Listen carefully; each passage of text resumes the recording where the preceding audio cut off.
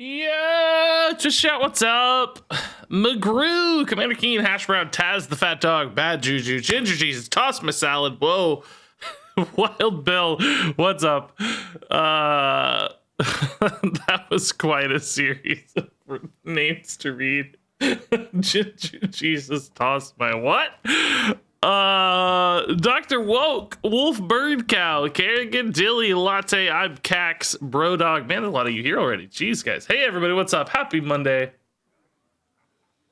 How's it going? Good to see you all. We are going to do some duels today. Yeah, not a super long stream. I haven't streamed in a few days, actually. A lot going on in real life right now, but nothing bad. Just a lot going on. So a little bit shorter stream, but we're going to do a duels run. We're going to talk about nerfs and buffs. No birds have left yet, but one's looking pretty grown up. I just actually looked at it right now. I did not send this picture to my computer, so it's on my phone. I don't know. Oh, shoot, that's got my name and stuff on it too. Never mind. I'll show you that later. But no, still hanging out. Growing up, I think. I suspect it won't be long until they leave.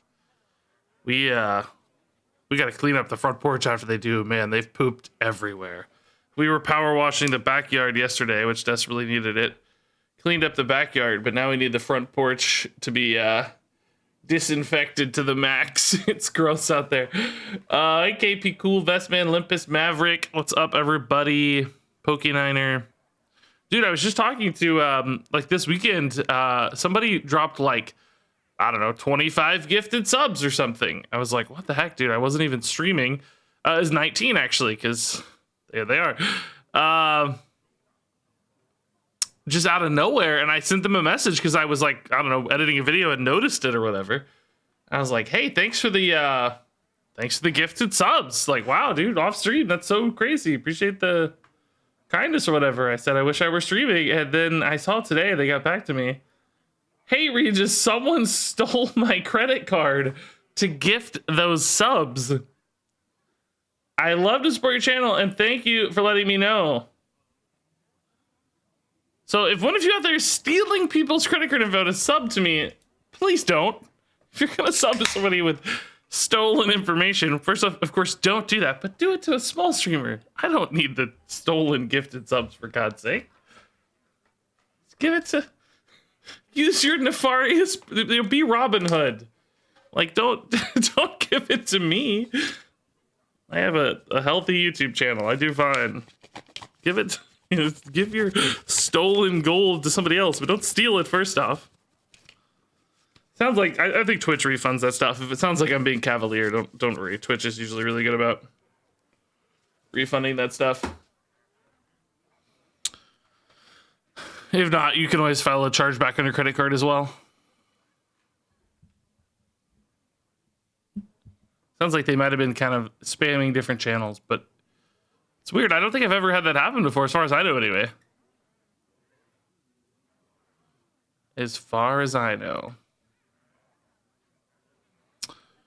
So, okay, we're going to get started. I don't have a ton of time today. Again, just to recap, we're going to do duels to start. Real quick duels run.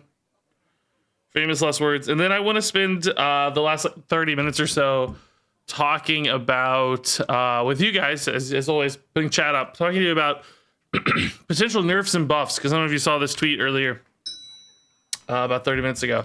Heads up, adventurers. Details on our newest patch are coming May 19th. Look forward to adjustments to both Battlegrounds and Standard, including nerfs and buffs. Oh my god, I don't have Discord on streamer mode. Whoopsie. That's a whoopsie. I had to turn it off last night or something. That's a whoopsie. Sorry guys, that was my Discord, obviously. Big ol' whoopsie.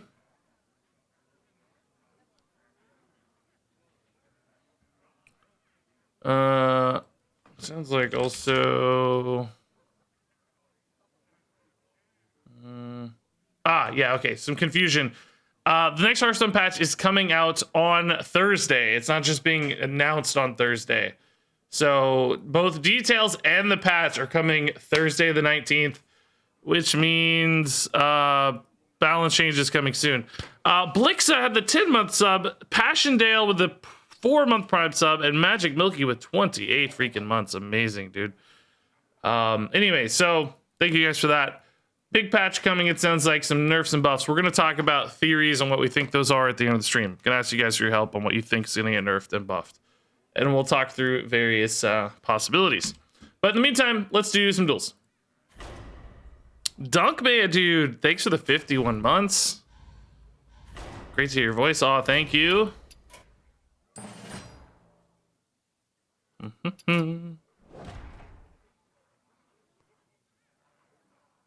Nog is gonna get a huge nerf in Battlegrounds. I think you're right. Yeah, I think you're absolutely right.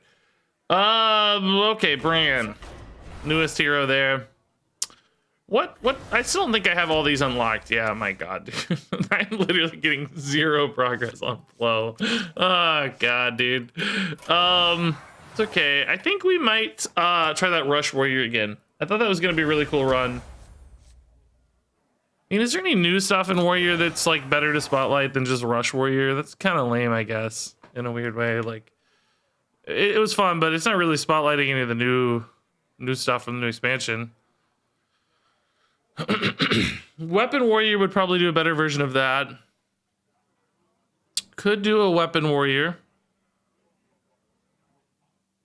Could do like a Control Warrior too, or a Big Warrior. Could do a Big Warrior. Kind of like they have a Big Warrior, like just a bunch of big minions, because you can fix your curve with dino tracking, right? Maybe I'll do a Big Warrior. That'll probably lose faster as well. I kind of need to lose. Big Warrior is still good with Excavator, yeah. Yeah, I mean, well, you don't really want to pull Excavator off of the effect, but hitting 4 or 3 big minions that cost 4 less is pretty nuts. Yeah, I think it's still probably the pick. I don't know. I haven't thought about what a Big Warrior looks like in forever, but we have like Rattlegore and stuff, you know, Colossals, that sort of thing. Dunkman with a crazy sub. Antomia with the 12 months. Antomia, congrats. That's amazing. Thank you much for the continued support. Reno with 32 months. Man, oh man. We could do Zinashari too. Yeah, that's fine. I like that idea. Hero power does seem to interact pretty well with Zinashari.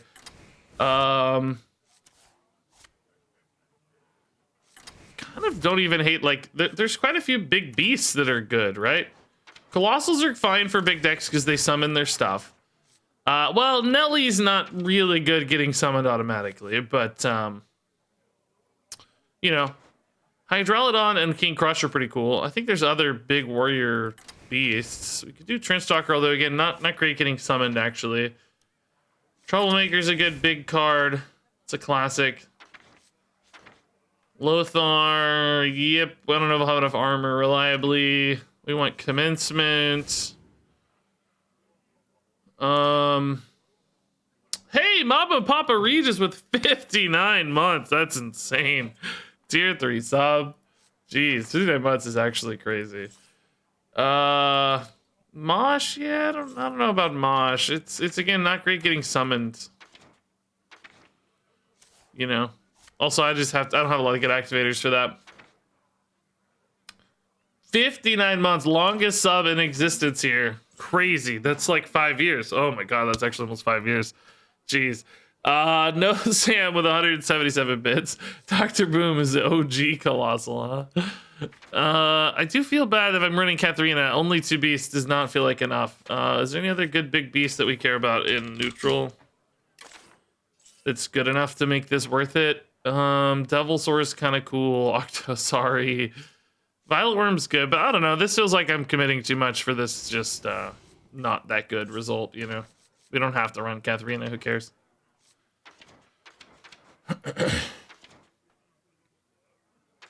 I'm wondering what our like right amount of big minions is, by the way. I think it's certainly more than 3 for the record. That does not seem like enough.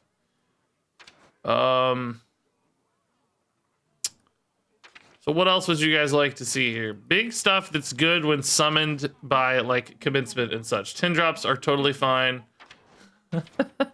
Ultra Sword is definitely fine. Like Plague Protojake's pretty good. I think we want like stickier stuff. Rag's not bad. This copy boss was great. Like Colossus the Moon's really good, but maybe a little heavy commitment. Something like Lockalar is like, oh, actually, Nixie is kind of good too. She's not terrible in her own right because of the rush. I don't know though. That doesn't seem that good. Lockalar is like kind of a better Onyxia in a way, right?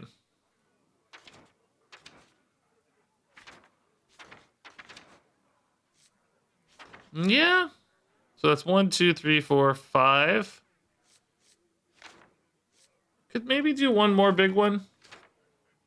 Abominable Lieutenant's a fun idea. Yeah, that's pretty reactive. I like that. Snowballs a little bit. Do we need something like Moarg to give us some life gain? I don't think so. I could do a Lieutenant, sure. Gives me a nice mix of like, these aren't, Hydralodon's actually not very reactive. Troublemaker, Lieutenant are a little bit reactive. Lockalar can certainly be reactive. So we have kind of a mix. Yashiraj? Actually, not a bad point. Yeah, sure. Why not? Let's do it. Again, I don't think we have to worry about curve quite as much as normal because it doesn't really, like, we can fix it with our hero power, right? So I can have a pretty greedy assortment. No save, thanks for the bits. PCJ, thanks for the 25 months. I guess we're on a hype train. I didn't even notice. Oh my god. Thank you for the hype train, guys. Crazy. Lieutenant made you a 40-40. Wow, dude, that's amazing. So now I think we just want the best sort of early game spell-based stabilization tools. So cards like, I think, Guard the City are really cool. There's that kind of classic big... Well, actually, are there any other just big warrior cheat cards? Like summon or recruit stuff that's really good for us? There's like the 6-drop Cowardly Grunts. Kind of hate the notion of summoning him. Well, I don't know. Because, you know, there are worlds where you commencement into Grunt or something and really sad because you've kind of delayed your payoff by a death. But that's maybe okay. There's also... there's Recruit, right? There's actually Recruit. Gather your party.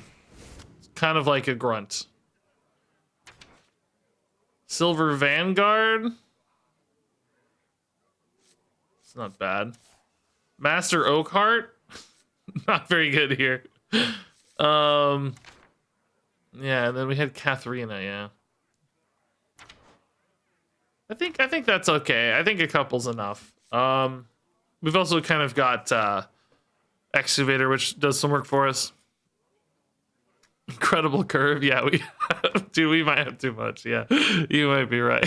It's getting a little crazy. I mean, I know I can pick the right stuff for my hero power, but I have to have enough or I'll just be getting a bunch of 8-drops and 10-drops and stuff. I don't know. Maybe Lockalar is unnecessary. This feels like a little... Well, I don't know. He has one that I can play early, which is nice. Maybe Proto Drake lacks the reactivity that we need. I need either like crazy game winning value or a ton of reactivity. I feel like maybe it doesn't fit the bill. Hydralodon is probably okay in that regard. He's also just a little cheaper. Yeah. Okay, we've got 5 cards here, guys. What do we like? Doomsayer. Yeah, that would be it. Recruiting Doomsayers all day. What other cards are like Guard the City? There's the 4-drop Barricade card. There's Hunter also has access to stuff, of course, so we shouldn't ignore Hunter. This is almost exclusively warrior tech at this stage, but Hunter does technically have options. Maybe actually just Athletic Studies is pretty good. A Rush Minion early is nice. Cursed Blade, yeah, that's what we're looking for. Definitely gives us that survivability that we need. There are so many cards, it's hard to just kind of scroll through and find what you want these days. You almost have to have a pretty good plan. I don't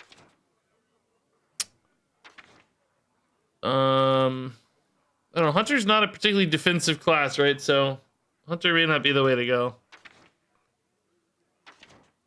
I mean, Ridley's Rifle's a pretty good card, but I think armor gain, like a shield block is fine, maybe a bash. Bash gives me life gain and removal.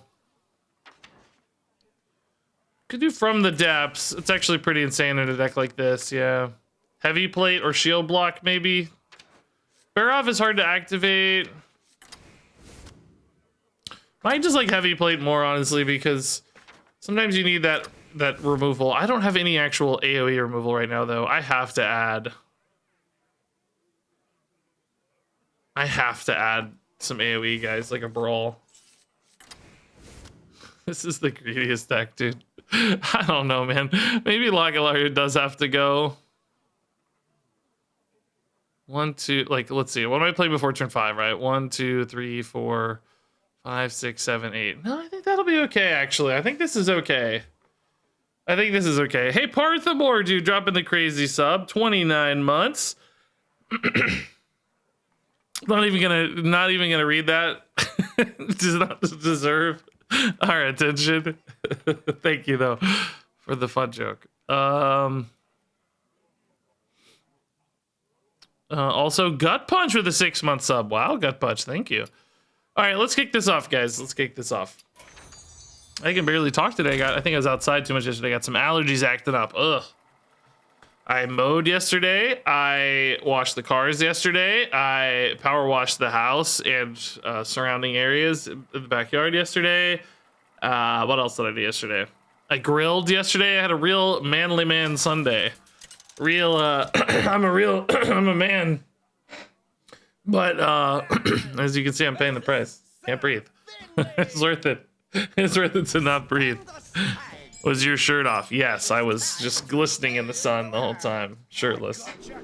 You discovered my secret. Okay. This is fine. Keep early game stuff. Localaar. It's actually not too bad. If we're gonna get any minion in hand early, that's definitely the one we want. Yeah, Excavator being the cheapest there seems pretty good. Let's hold on to this.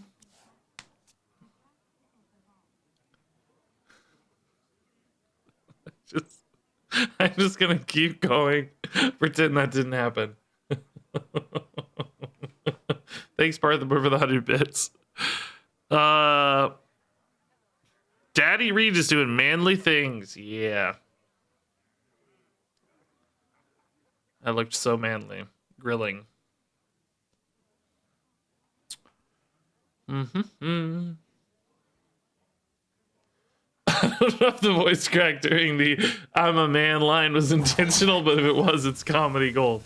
It was aware, but let's say not intentional. I knew there was a risk, let's say. I could feel it.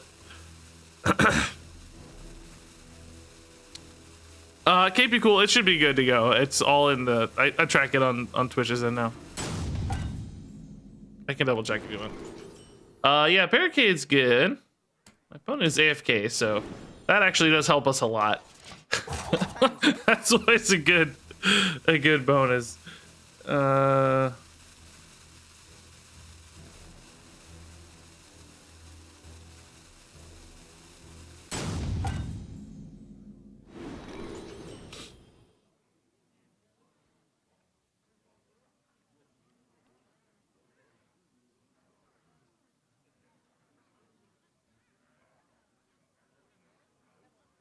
KP Cool, I got you 6 minutes ago.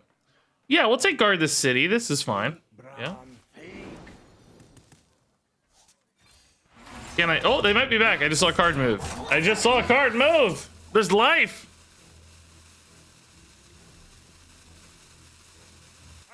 Ah, yes, life indeed.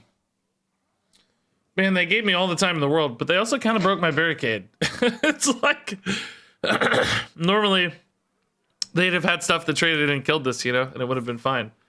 But instead, now my barricade is stranded. Which is really sad.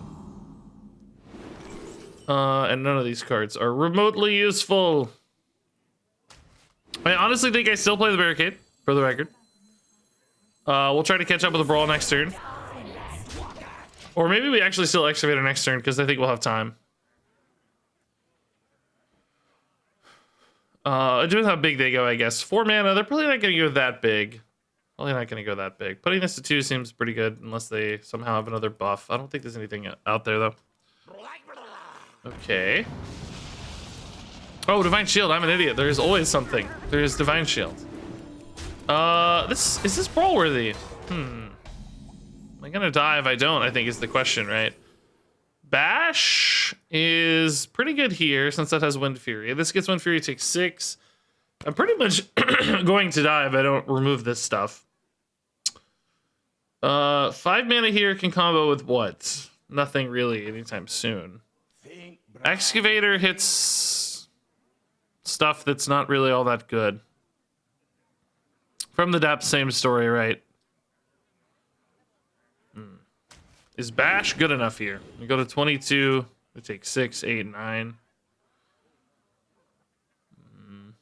9 gives me Localar. Next turn I can Localar 2 minions. They're gonna have probably 6 minions. Then I might just brawl in that case. Yeah, I think we'll just set up for the brawl next turn. I really wish I could weave in this heavy plate, so you know. From a math standpoint, there's some logic to brawling down and play the 2/3s next turn, but I don't know. This opponent is an aggro deck that missed their first like 2 or 3 turns, and I'm still gonna lose. That is not a good sign, guys. That might be a bit of an issue.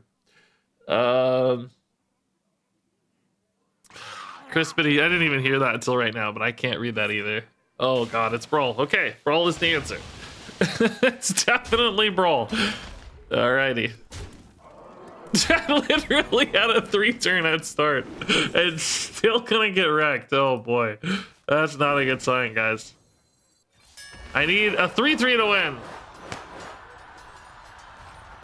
If anything big enough wins, I'm just dead to hero power. Okay, that's not death, but it's really annoying to deal with, unfortunately. Hydrolodon doesn't quite deal with that very effectively. We might have our best odds here on commencement into like Lieutenant and eat like the biggest thing, because it'll have Taunt and Divine Shield and eat something, right? Yashiraj with Taunt would also be pretty interesting. This leaves 6 out, that's not it. Localar, it's too hard to kill this. Leave 6 out, that's not it. Yeah, I think it's commencement into like Troublemaker could be pretty good. Lieutenant could be pretty good. Rattlegore is the worst, right? Rattlegore leaves me dead. Yashiraj also leaves me dead. Unless I get Yashiraj into... Well, no, the end of turns won't trigger. So it actually needs to be Lieutenant or Troublemaker here to keep me alive. Well. Okay, we need some Troublemaker snipage here. Both of these dying would be excellent. Hitting the Divine Shield doesn't really help as much. Okay, that's something. This pops the shield. Wind Fury. Hit, hit, hit. That's fine, actually. Oh, Rush is bad, though. Rush is bad. I might just die to the number of Murlocs as well. I didn't even realize I'm it. I had Rush anyway, but I feel like I'm absolutely still dead. Yeah. Just hit, hit, hit, hit. Yeah. Very dead. That doesn't matter. Still very dead. Oh, it does matter, actually. That gets Rush. Still dead. Still always very dead, regardless. It's just always death. Yeah, this is a problem. They missed 3 turns as an aggro deck, and I still couldn't stabilize. K Bizzle, thanks for the 6 months, and Mr. Eck with a Prime sub. Thank you, Mr. Eck. Amazing. Oh, boy. This is not useful to me at all. Recycling, I mean, theoretically, right, is cool, but we just don't have a lot of minions dying because they're all super high cost. Crystal Gem, I guess, gives me, like, earlier from the depths sometimes. That's sort of cool. That's, like, the only good payoff card, I think, right now. But could also matter later if we get Emerald Goggles, I suppose. From the swamp, I don't need zombies, really. Like, if I could have both of these, sure, but I think Crystal Gem's fine. Oh boy, these are all terrible. What on earth? Your hero power that's free costs 1 less. I mean, this is like the worst possible set of buckets. Oh god. Why did I get rats? Which of these gave me the rats bucket? Oh boy. We're so screwed. Well, I wanted a quick run, so this is perfect. This is actually going to be one of those quick runs, not one of those like, oh, Regis wants a quick run. It's going to be 12 wins. This is actually legit. 0-3 territory.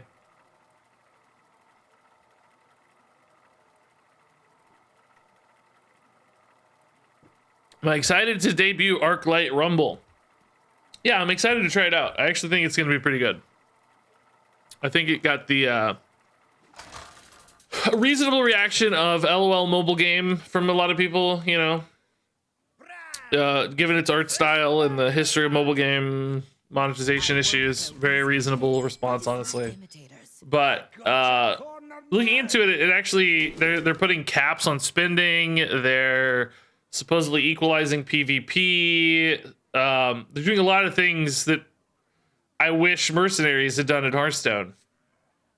So it seems like it's going to be in kind of an action Mercenaries experience that is better monetized, better balanced for PvP. Like, it sounds like it's going to be pretty cool, actually. So I'm excited to try it. Okay. Garden City's awesome. Brawl's fine. Probably more about life gain against Shaman, typically. Garden City 1's really cool. Look for From the Depths is probably our best turn to play. I wish I'd gotten Book of Wonders. I think that could have been cool. Choosing it off the hero power to hit some high rolls would be nice.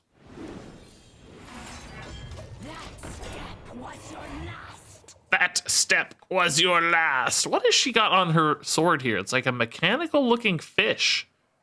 She stabbed a mechanical fish. She hates mechs. But she says that step was your last.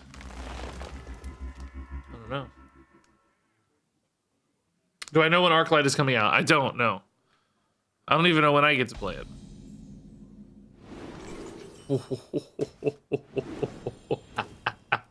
Hello. Of course it's all rat packs. I mean, I can't play the rat pack next turn, but not much with it. I have 3 mana, remember. Lockalarge is not going to be active, though, so... I guess I don't actually have to take the rat, right? I can pick a new card off the next turn, so... I guess I can still put the rat up there. It's actually kind of a downside with From the Depths, now that I think about it. Oh my god. Well, that's game, probably. I can't. I already can't win. That is definitely not what I needed to happen. I can assure you, free 10-10 in stats is not how we win games. Jeez. Steely Thunder, dude, thanks to the 12 months. Haven't seen Recruit in a long time. Yeah, I know, right? Wait, why not? Dredge Face. All right. Oh, no, never mind. Still 3 health in you. Gather your party for 3 is actually pretty legit. Okay. I need Yasharaj. Ralligor's not bad, man. Ralligor's not bad. The problem is he's got to trade in all these idiot tutus. Oh? Or?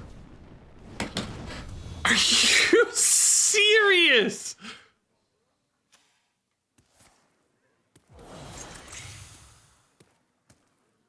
Any of these tutus would have been just dandy.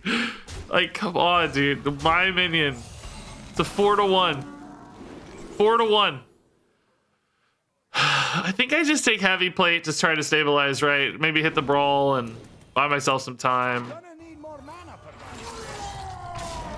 Literally, dude. Any of their minions. What is this, dude? If this is counterspell, I just forget it, dude. I'm done if it's counterspell, right? I'm just absolutely done. I will no longer play this game. Oh? That doesn't matter. It doesn't matter.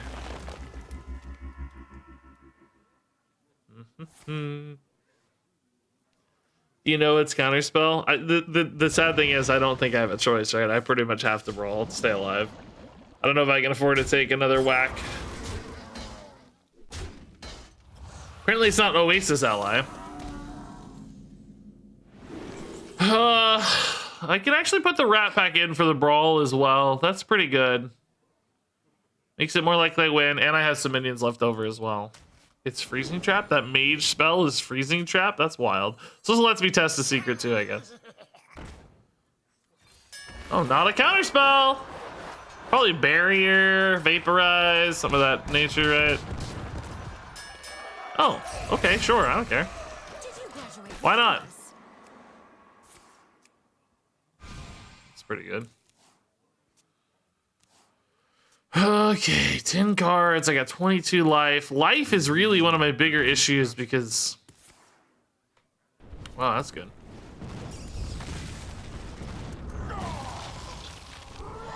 I think they're going to have a lot of burst damage potential, right? I'll write that down. Excavator. No real good play to go with Excavator. Bloom? Feral Spirit. Okay. They definitely still don't want this attacking face for some reason, it seems like. Or maybe that's not really the problem. Just Studies is good with Excavator. Yeah, we can play those together potentially. Might want to play this instead if it's something really interesting. I don't know what it would be, I guess. Is there anything off Excavator I'd play for 1 mana? I guess a Rat Pack would be 0 anyway. Hydrolodon's 3. No. Localar's not cheap yet, so no. We can test this first. Tomorrow's cool, but doesn't really do enough damage to matter. I don't have any way to buff that, do I? Oh, Broomstick's actually pretty legit with Excavator and Rat Pack. Pretty legit. Hydrolodon for 3 next turn is really insane. I guess we test... Is there anything that matters? Oasis Ally, Spellbender, Splitting Image? No. Flame Ward is sort of relevant later. It was Oasis Ally. Interesting. Intriguing. I think I go... Do I go face? Leaving 8 out, I'm at 22. It's really tough to say, but I have to be able to end this game soon. Well, I don't know. I'm worried about their damage output. Maybe I don't have to end the game soon. I don't know. This is a tough call. He's locked up basically forever now. I don't know. That's a tough call. I don't think I get to 25 fast enough, right? Is the issue. If I had a Localar in play and I thought I could hit for 16, right, that would change things, but it just seems hard to get to. Oh, the Rotogor might absorb some lightning bolts now. That's nice.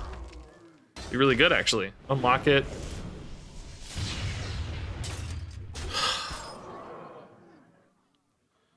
I just don't understand how to be this good at Hearthstone.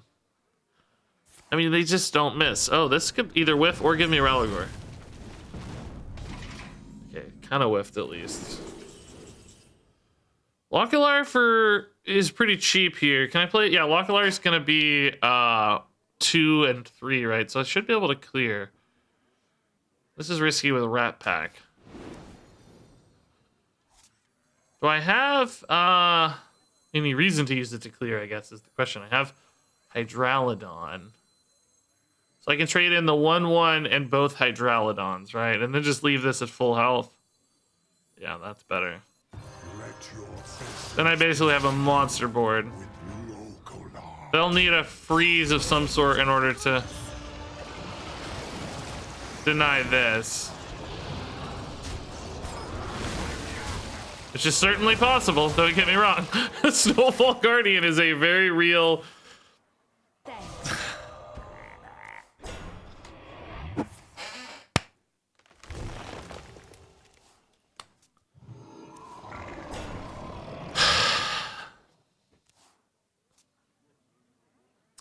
I mean, in some ways, the Hex could save me life, but come on, dude, of all the targets. I mean, the one thing that presents the biggest lethal threat, dude. Like, come on, dude. Oh, like, why not Hex one of these? Even this guy. I guess it's, you know, better. Oh, I'm just dead anyway. Cool. Did you graduate with honors? Cool. Oh, wait, are they going for the high roll? No way. Oh, no, they just have it. Okay. Oh, the second flame is coming back to bite us. Great. Excellent game. What a Hearthstone game, dude.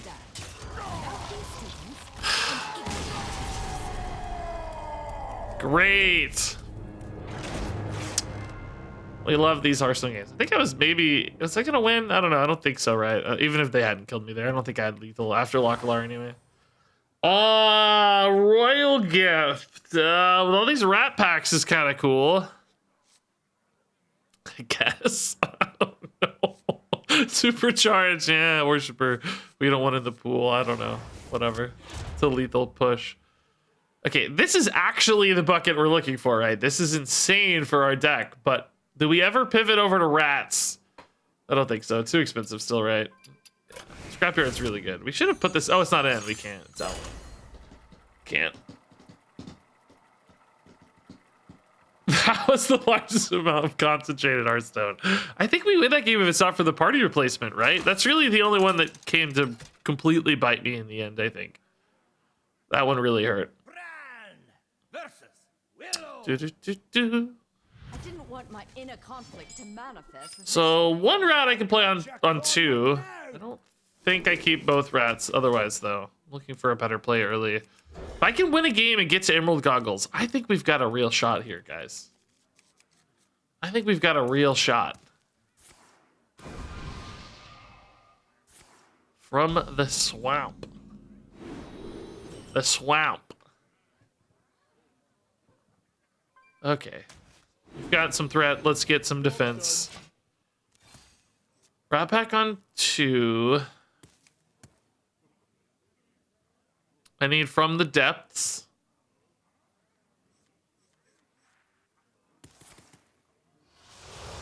Don't hit a 3/3, please. Void Gill. Murloc, a discard. Okay. Brawl is pretty good against Murlocs, honestly. This fills my curve a little more than these, right? These are actually all pretty good choices, but this fills the curve. I mean, I guess Rat Pack on 3 also kind of fills the curve again. Because I go 3/3. Yeah, that's fine. That's a guarantee that way. Job's done. Okay. All right. Don't play anything scary, please. It's not that scary, I guess. That's got a delayed payoff, which we like. No immediate, like, you know, Void Dude is actually a more immediate payoff. Man, Royal Gifts could actually be insane here. Like, obviously, Excavator's the higher powered card, but given this current board state, it could be insane. I could trade both of these in and buff something for a pretty mega buff. I doubt they really, like, clear a lot of my board, although this is certainly a way to clear at least a little of the board. Jeez Louise, dude. I mean, they're not ever killing the 1/1s off, are they? Maybe 1/1/1, then I can use this for 3.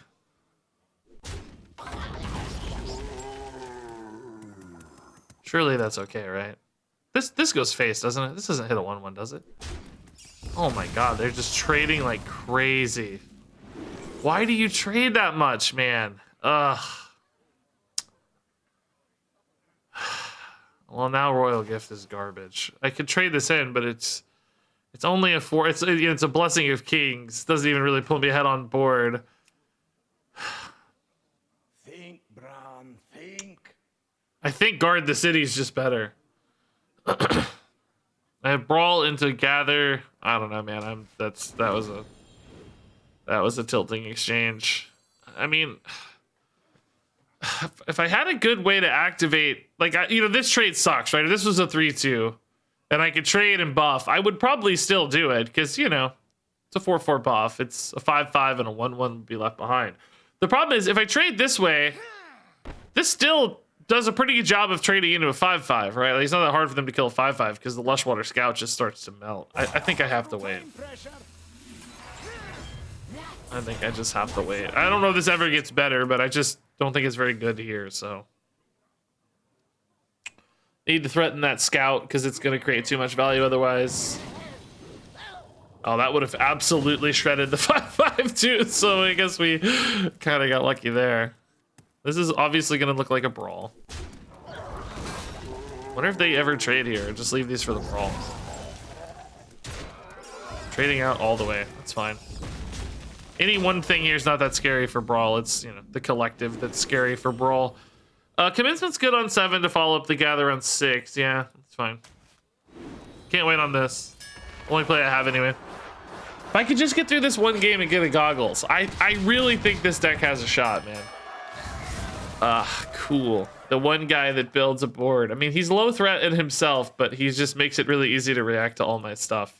It's great news. Maybe I'll hit a troublemaker and snipe that out, right? That'd be cool. But really, we'll hit a rat pack. I know how this goes.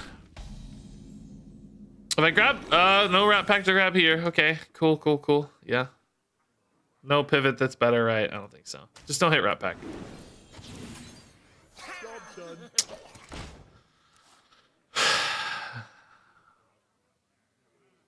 So there's one rat pack. There's 1, 2, 3, 4, 5, 6, 7 other minions that are great. Just great other choices.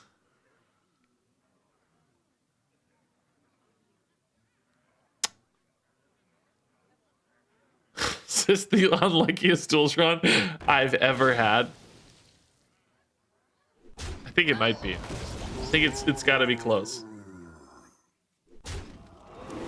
Why do I have 3 rats? Because they were the biggest minions I could choose.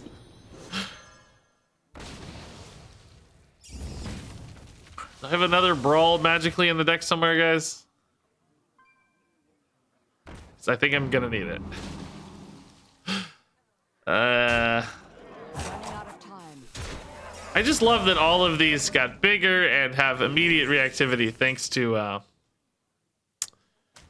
my low rolls. It's really cool. Job done. I mean, Scrapyard's pretty good. I would have preferred Yashiraj into Scrapyard, obviously, but in the scheme of things, it's not enough. But it's one of the better options we could have got, I guess. I guess nothing is good when you're dead, actually. So maybe it's only Yashiraj that's good. Lieutenant into the War Leader might have been enough, maybe. I don't know. Look at all this beautiful math you get because you just happen to have your guy survive. It's great. It's great. I love it. Having so much fun. It's great.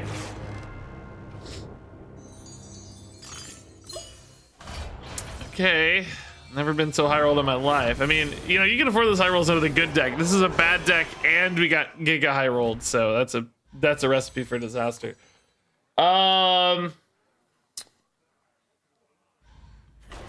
Okay, I don't really have time for another Duels run. Well, I've got like an hour. I don't know. We'll try it again. Whatever. I may have to end this one early though. Just give you guys a heads up. Because we're gonna have a chat later. We're gonna do a discussion. I gotta get that done for a video tonight. So when I get to like 30 minutes left, I'm gonna have to take an exit. Okay, so Sir Finley. I haven't really done Amalgam Finley, but I don't know why I would want to either. You know, is there anything cool you can do with Silver Hand Sir Finley? Like we could do a quest. Like a 1-drop quest, Sir Finley. I was gonna play that in standard soon. So I wasn't eyeing that. I've never done Murloc Finley. Scales of Justice Finley.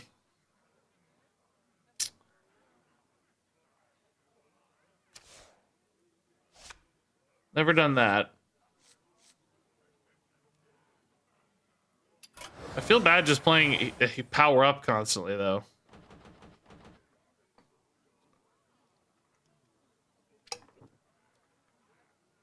I think I'm gonna do 1-drop Finley. Dragon Finley? Oh my god, what hero?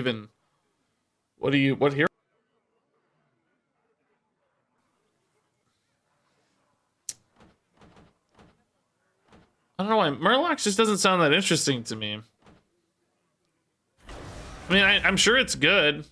If you do it, I'm sure it's good. But do I want a good run or do I want a bad run? I guess I'll do Murlocs. I don't know, whatever. I've never done it. Let's do Murlocs. Something we just got absolutely slaughtered by, so I'm feeling revenge in my heart. Let's just get some revenge, dude. What Murlocs do people even play, though? People play tip the scales, or is it too greedy?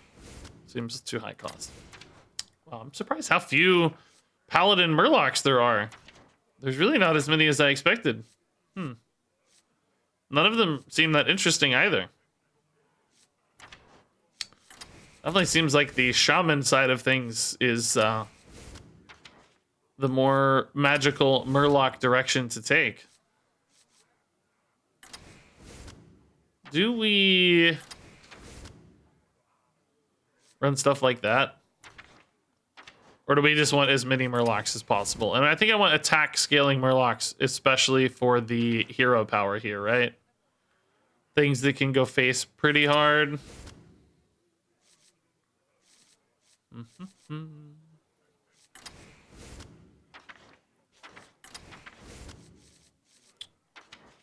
We need Cold Light Oracle. Twin Fin doesn't seem that useful. Warlock Ravager, maybe. We could do a Bloodlust, maybe. Yeah, I don't know what the right mix of sort of follow up versus setup is. You know, you don't want too much follow up sometimes. You want to make sure you can reload substantially. I need more 1-drops, actually, probably, yeah. The sticky ones are really good for follow-ups. No fin? I don't think no fin's... Is it just no fin? Oh, yeah. Oh, yeah, thank you, yeah. I was getting these confused, actually. Yeah, no fin's good. I was thinking of the Paladin one. They all have such silly names. I mean, I'm sort of okay with this, right? I don't think I need Quest, by the way, in case you're wondering about Shaman Murloc Quest, because Scales basically does the same thing as Quest. And frankly, even better. And that way I don't have to give up my 1-drops and stuff, right? I mean, this looks fine to me. Did I add in Piranha Poacher? Is that a card I actually want? He's a big Murloc, but is he the best Murloc? Like, would I rather just have a Magic Fin, you know, for, like, shenanigans? Because I don't really care that much about the Swarmers. I'm not building into any other Swarmers.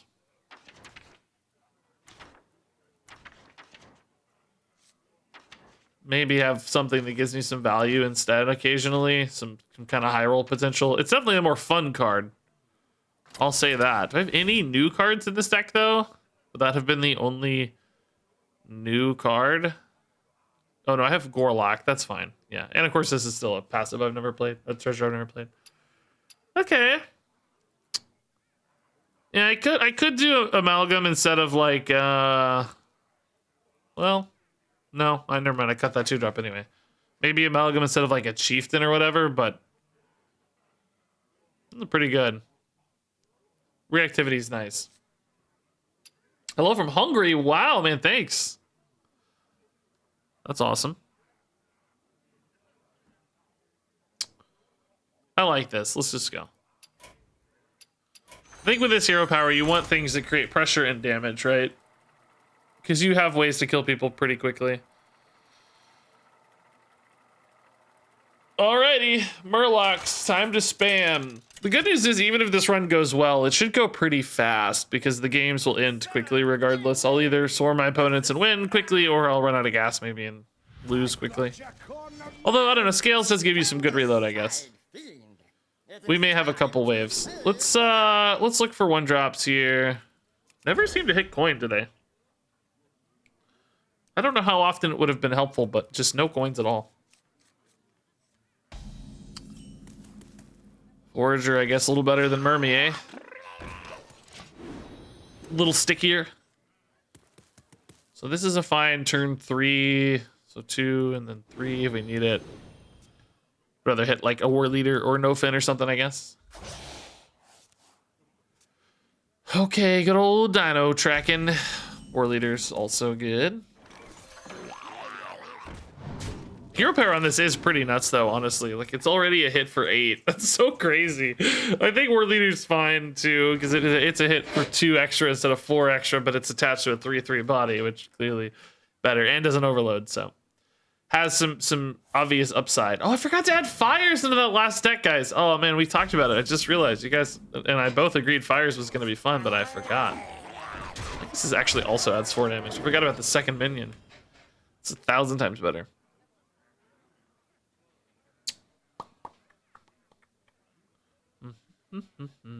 So, yep, they're playing a lot of stuff. Minefields. Yikes, do they have follow-up here?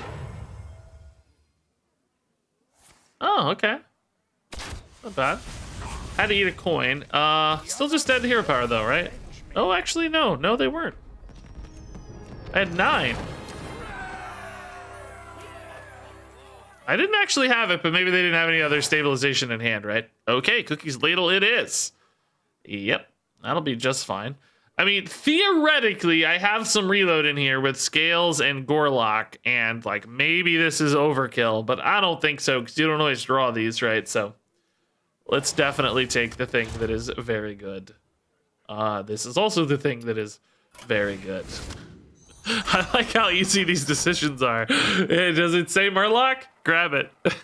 Yeah, that's the one. No tough calls here. Mermy's good. Cookie does give life gain against Shaman, which is a deck that can go face pretty hard. I might have to decide if I care about that or if I just want to sort of win the board harder. I don't think this wins the board super hard, right? I think we just win the board and try to curve out really nicely. I don't think healing a couple points of damage is better than just trying to end the game dramatically faster. And I can always get that back anyway, right? Like, who cares? Job's done. Scripted Hearthstone action. Thank you, Cookie's Ladle. Greatly appreciated. That is unreal, dude.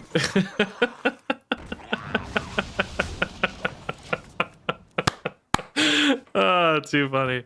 It came right on time, dude. That's amazing. That is so good.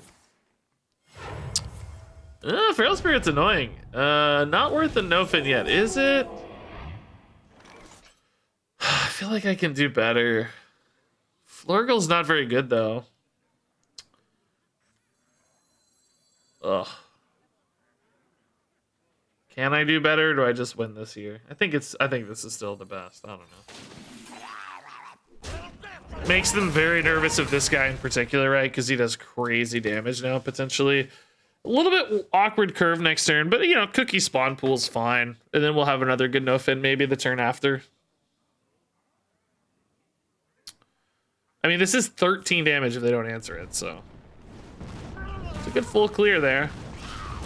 Hopefully they have to float this mana a bit. But I like Magic Fin Forager better. They haven't turned face at all. This is a little bit stickier. I think I do, yeah. Well, let's play this first and draw and see what we get. That's off curve, so I don't like that better. This may be something that kind of freaks them out, too. Like, maybe they think, oh, I gotta ship some damage into that guy. I don't know. But Cookie seems a little early at the moment. So now, like, Crab Rider no-fin's really insane, because this just becomes such a monster threat. And can even react to a board if needed. What if they hit this or just go face? Just go face, okay.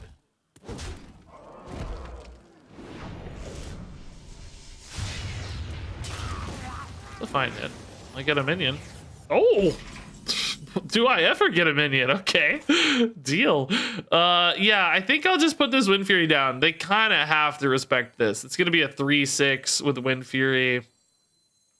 I mean, I don't have any like lethals here, right? This is only 5. That's only a 13 damage. So not quite. I don't think it's time to Flurgle just yet. Flurgle's a little awkward on math. I mean, I guess let's see what we draw here, because that could change things a little bit. Ooh, Mermy does give me a really nice wide board. They just used Perpetual Flame. Maybe this is actually a little better. Kind of like this more. Try to go next turn. Do I ever squeeze in the Flurgle instead of the Mercenary? For 1 damage? Because it's like, I'm not going to get a lot of bodies off Flurgle later anyway. They both have the same amount of health. Yeah, I don't actually care if they hit this Flurgle, weirdly. It's not that important to me. I'm not trying to win on board here too much. I'm just trying to get a wide board myself. It's kind of strange, but I like it. I like it. Now, if I'd known I was going to get the 1-drop, I could have played the Flurgle first, of course, but we didn't know what we were going to get. If we'd known it was a curve fill, like, of course, but I didn't want to commit the Flurgle until I knew it was going to work out, right? Oh, don't get another Perpetual. They get Perpetual. I do have 2-4 health. Oh, but they have Robe, so that's fine. They don't care. Perpetual would be insane. Lightning Storm's also really good. Gonna be sad if they do have the full wipe here. Kind of gambling they don't.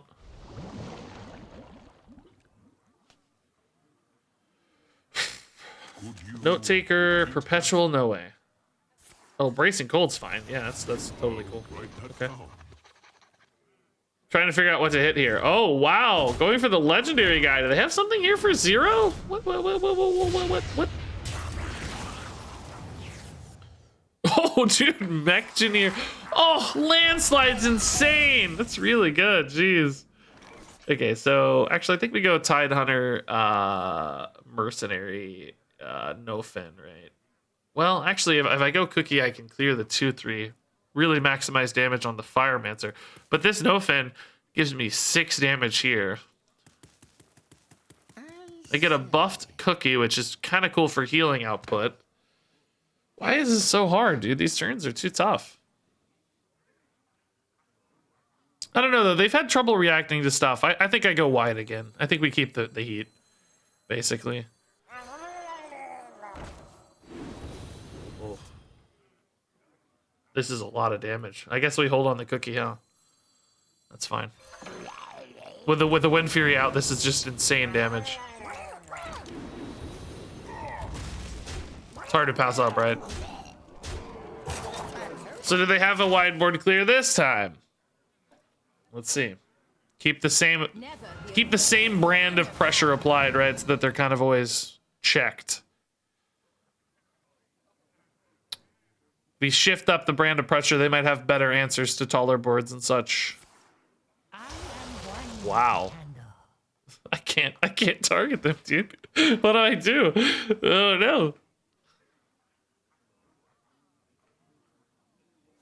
Bracing Cold again does not feel like enough. Do they have something for 0?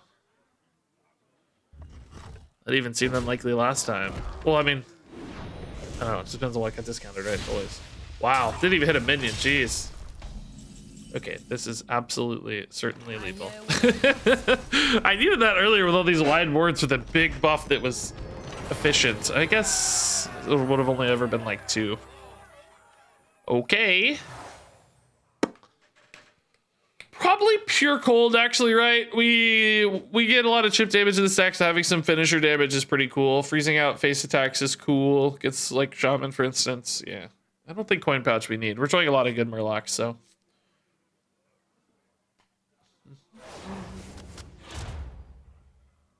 Oh, hey, these aren't Murlocs. Wait, what? That is a Murloc.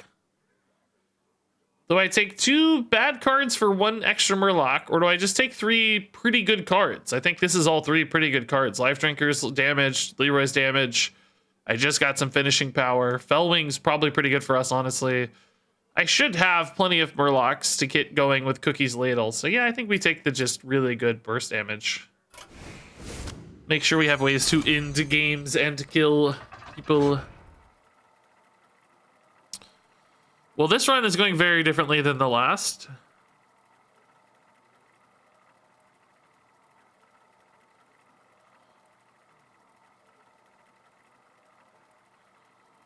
By the way, guys, I want you all thinking about what cards you think are going to get nerfed and buffed, because we're going to talk about it here in a little bit at the end of the stream. Which cards will be buffed and which cards will be nerfed?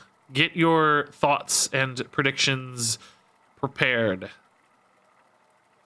I want to hear your thoughts.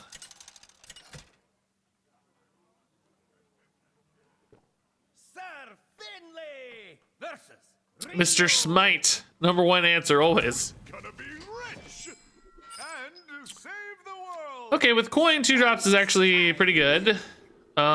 We could go Crab Rider on 1. It's got a nice high health total. Lush Water is pretty likely to survive. Is No Fin already a good play on 3 in that case? Like, if these both live? Generally want a wider board for this, but I'm going to be drawing plenty of Murlocs. I think I can keep 1 buff. 1 good follow-up here is pretty nice. Yeah. Scales, it's not really something I'm probably looking to utilize anytime soon. Hey, man, what's up?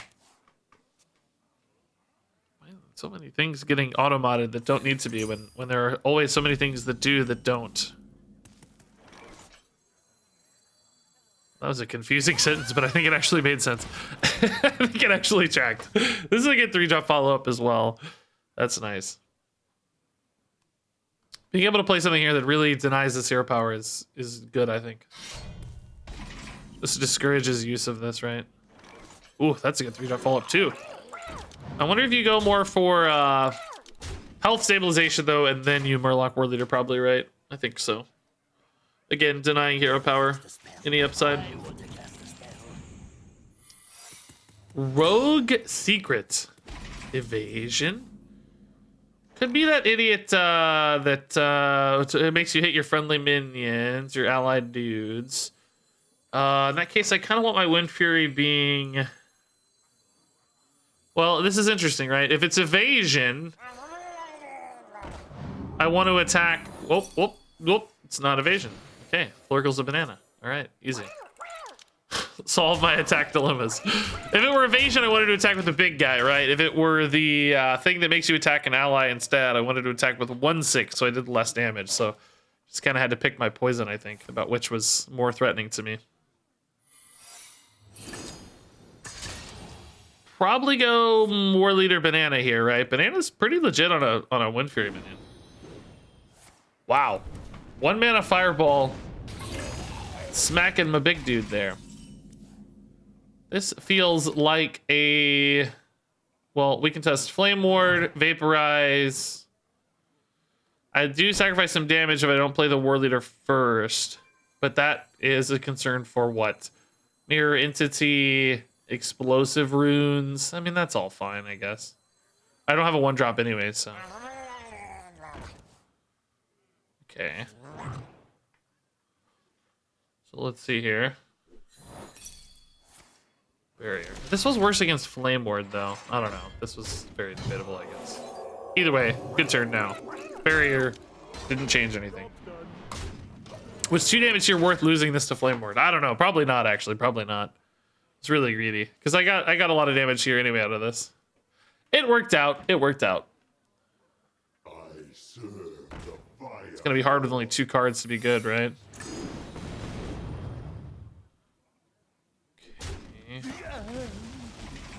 Rogue. Again, if it's an evasion, I guess it doesn't really matter here, right? Sudden Betrayal, that's fine if it hits here.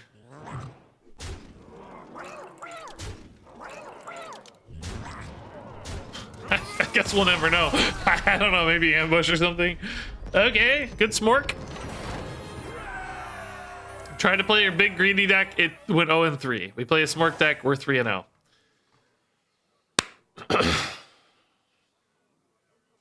I mean, it's absolutely Meek Mastery, right? I have a ton of neutral minions. It's sort of insane. I have so many neutral minions. Yeah, oops, all spells in a Murloc deck. Yeah, he can just cast everything is awesome only. It's definitely not greedy games. We don't summon tokens and stuff. I mean, this is so obviously Meek Mastery, and I think it's actually really good too. Here's 2 good Murloc neutrals.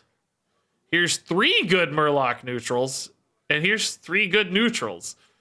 So which Murloc neutrals do I like the best? Primal Fin as a 2-mana 4/3 that discovers a card is pretty dang good. Seer as a 3/4 for 2. So really, 3 mana is the magic spot for Meek Mastery. 2 mana doesn't really help any at all, right? Well, they still get +1/+1. So it does help. But 3 mana is the sweet spot.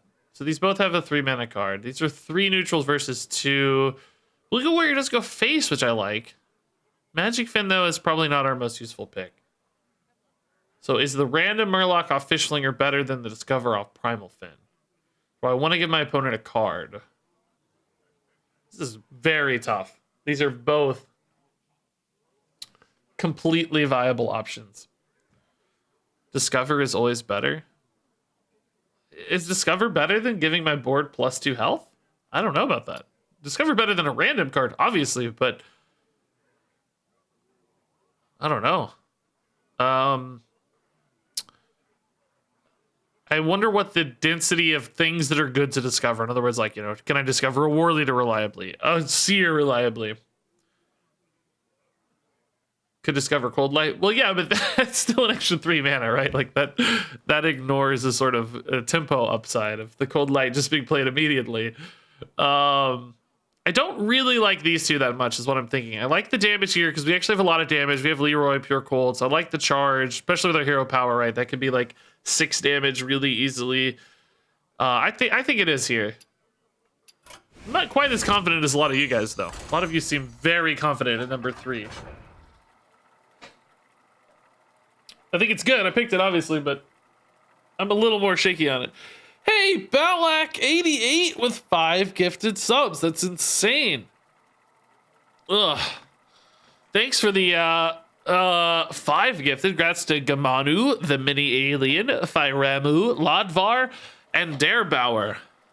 That's awesome, dude. Thank you, Balak88. Kicking off the week with the record for subs now. Number 1. It is true, random legendaries are indeed good for YouTube. Sometimes, anyway. Stand aside. I got a big question for you guys. Am I playing a turn 1 Flurgle? I think so. I think so. And I'm actually going to keep these 2 drops too. We can fill in curves, no problem. I think I'm playing a turn 1 Flurgle. Hunter does obviously sometimes have reactivity, but this is Death Rattle Hunter, which often is like trying to play eggs and stuff early. I think I might just be able to kind of melt through their death rattles. Oh, well, okay. Scratch the turn 1 Flurgle, I guess. Like, cause that just contests his turn off, right? This could just kill it, especially with Hero. So never mind. They actually had a 1-drop. This is really good for turn 2 Flurgle, though. Can kill this off, for instance, if it's not already dead. That is a very weak turn, at least. Okay. Yeah, now we'll go Flurgle, Coin, Mermy. Gotta remember that some of these are freaking enormous because of Meek Mastery, right? Like, some of these are really big. Like, look at this, dude. This is actually so insane. Gotta remember that. I mean, my guy's going no fin though. It's so good already. It's so insane. There's just 0 powering. I think so, right? It's on curve. It's so insane.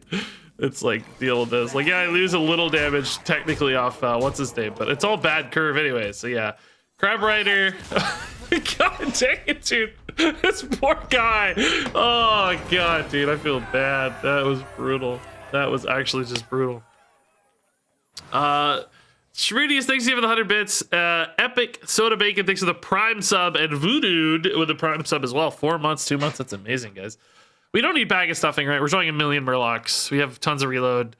I think it's just Book of the Dead, right? Army Knife is kind of redundant with our hero power. This would like sometimes offer lethal pushes, but our hero power does the same thing. So I think it's just Book. A little bit of reset. We have Murlocs that are dying and stuff, so. Normally this would suck, but with Meek Mastery, it's not so bad. Darmol's a 2/4, Flame Juggler's a 3/4, Wolf Rider's a 4/2. I definitely don't care about these. I don't care about these. Like, these are good cards, but just don't really fit that well. This is better. Yeah. Meek Mastery fills in a lot of gaps on like what's good. Makes every card sort of decent. I have not even hit the hero power button. No. I know. I was thinking the same thing. Like, I haven't hit the hero power button at all. Not one time. It has not been connected at all. Not a single hero power button press. Which is kind of crazy. It's like just completely ignored it. Sir Finley versus Elise. Yeah, I haven't used my secret treasure either. Yeah, the Murlocs are just carrying right now. The side fiend. It is time So, to save the world. what are you gonna do? We'll take it. Sidehunter's buff, that's good. Forager I can actually coin and just really push this to the high heavens. Yeah, we can do better than this. We might coin. I just like getting aggressive starts. Primal Fid's a 2-drop, right? So actually we can play this on 2. Yeah, that'll fill the curve. That's great. In some ways, I'm a little better off like spreading out Murlocs over turns because of Cookie's Ladle, only drawing 1 card per turn, but I think we'll have plenty of resources. I'm not as worried about that. And if I get this big enough early enough and they can't kill it right, I can just start hero powering it and farming like crazy damage. Which, again, we haven't done yet, but I think will be very good very soon. Ooh, that's some good lethal push too, maybe. Legal Warriors damage. This is like the damage deck right now. This is the crazy damage hand. Druid can obviously answer a 3/3. That may make me more... That may make me think a little more about... Dude, that Fellwing's gonna be free. Do I just give up the Tide Color here? I think so. Everything else is gonna be so big. I don't really care if they trade into it that much. It's just like, yeah, do your thing, whatever. It's fine. Little light on value. Do I go for this Grimscale damage push or do I go for a little better value piece? I don't know. This is a 2/2. I think I just go for it. I'll get more Murlocs, right? It's all good. This is an insane turn too. Like, yeah, okay. You need, hit this, please God. Oh, that's not bad either. That's fine. It's the next best minion. If you want to kill the Tide Color, do your thing. That's fine. I'll just hit you really hard. Probably still playing Murlocs, right? Instead of hero powers, that is. Yeah, we'll go Oracle to draw, and then Flame Juggler to fill in the curve here. Save our Murlocs for later. To draw more as needed. Still pushing a lot of extra damage. Not quite as much as hero power, it's only 2, but getting some board out of it as well. Oh, that's really good. Wow. It's actually legit really good. Still gonna have a lethal very soon, but that's really nice. Oh, shoot! That's really nice. Okay. Let's put them at 12. This is another 8. Puts them at 4. I don't think I'm quite ready to hero power just yet. I think they're probably gonna have a fairly limited number of board clears. And I have a lot of charge and immediate damage anyway, so I can always get hero power value later if I need to off like Wolf Riders and stuff. Oh, wow. So they can trade that in and get another one now. Jeez. What a great roll to clear my board, dude. That's gross. Wait, they're not going to trade it in to get another one? What are they going to do instead? Oh, they just drew another one naturally. Okay, cool. Great. Wait, did that not give them one? How does that work? Wait, did I read that wrong? Why didn't that give them a card in hand? Is this lethal? It's 11. So not... Oh, it is 11, yeah. They're 11.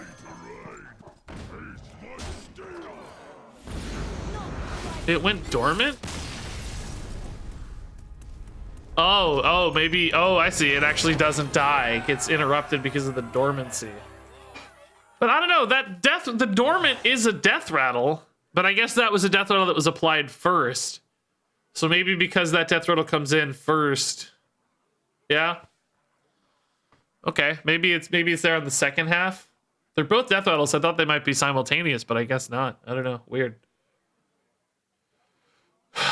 I actually think I might take Death Charger, guys. Remember it's a 3/4. That's like 6 damage off my hero power for 3 mana. I don't really need Mask or Spyglass. This is like the second time ever I think I've chosen Death Charger. These aren't neutral, so not worth it. Okay. If I still not hit the hero power, guys, I think we're 5 games in or something, and I still haven't hit the hero power. This is crazy. I don't understand. Where are the hero powers?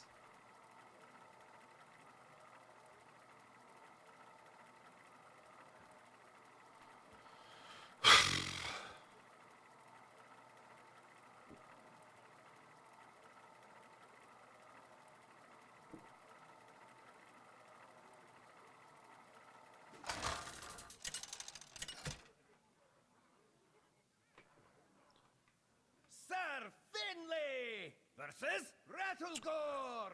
All right, 5-0, no hero powers. So War Leader's actually 2 mana here. It's pretty good. I could even play it on 1, but I don't think so, right? This hero power is actually good at killing stuff. Is Forager on 1 good enough, or do I need to look for one of the neutral cards? I think it's still good enough, right? I think it's fine.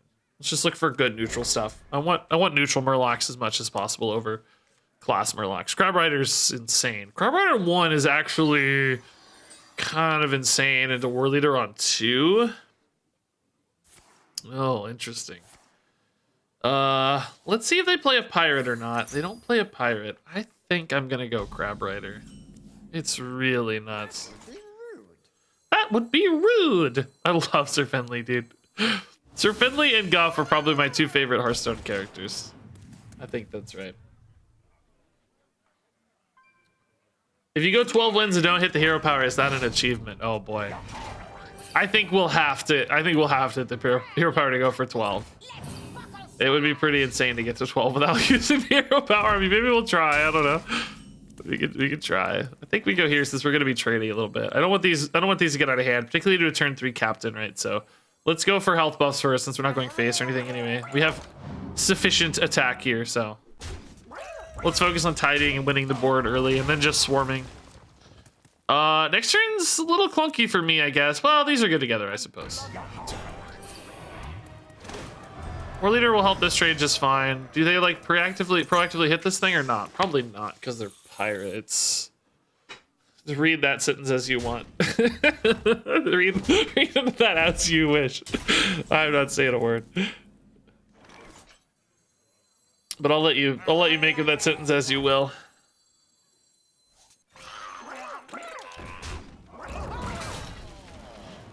Okay. I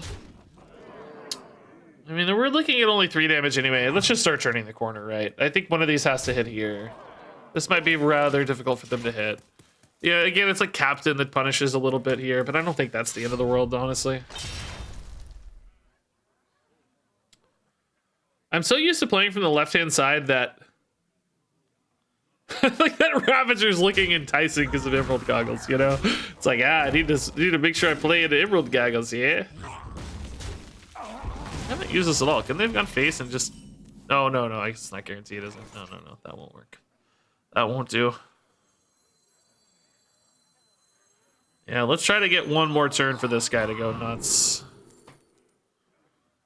Tide Color, honestly, probably a little better than Amalgam. Just becomes really threatening, and we're getting close to ending again, honestly.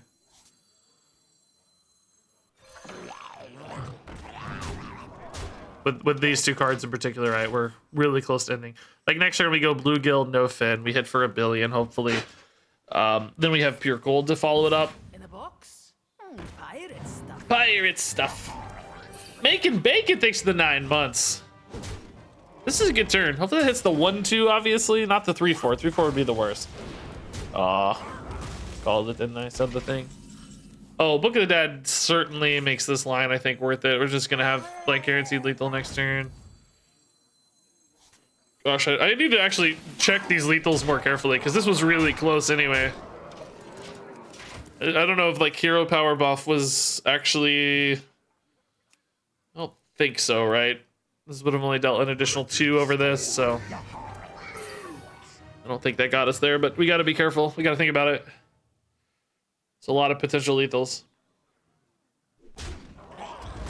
Alrighty, this looks good. I don't think there's any 1 mana gain of millions that are available.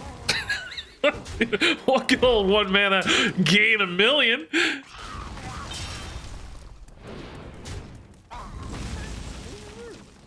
That would be rude. Oh yeah, how can I think about using a hero power? What a monster! 6 games still haven't used hero power. That is crazy. This deck does, oh, this is so insanely good. Tide Colors are great. Tide Hunters are great. War Leaders are great. But do I like this better? This is also good. I don't know. I think this is 3 minions to get buffed. It's a little bit easier to fill the curve too with these. I think I like War Leader about as much as No Fit anyway as a follow-up, so I think this is better. Like, you know, this adds, you know, 4/4, 6/6 stats often. This is adding, you know, 3/3, but also, you know, maybe like 7/3 to 9/3 in stats. Or no, actually it's a 4/4, so it's adding 4/4 plus, you know, attacks. They're really close, in other words. And this is only 2 mana instead of 3, so I think with Meek Mastery especially, War Leader is better. Is Meek Mastery an ultra rare still, guys? I don't remember, but I feel like we hit an ultra rare treasure here and it's just absolutely farming.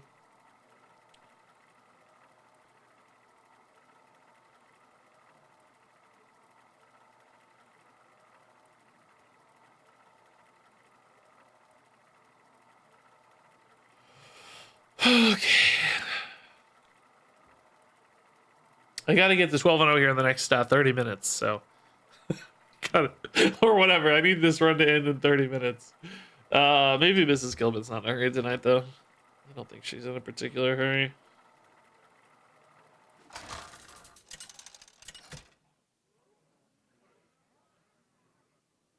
Sir Finley versus Elusia. I do things my own way. Doo-doo-doo. Stand aside, fiend.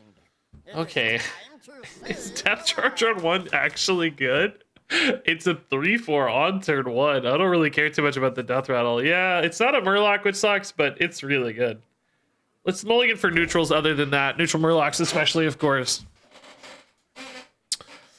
Oh, this is my iffiest hand yet, actually. This isn't very good. Maybe I'll also play a Spawn Pool on 1 just to get the draw. And it's a pretty sticky Murloc for some of those turn 2 follow-up Murlocs, you know, like the Mercenary and the Chieftain and stuff.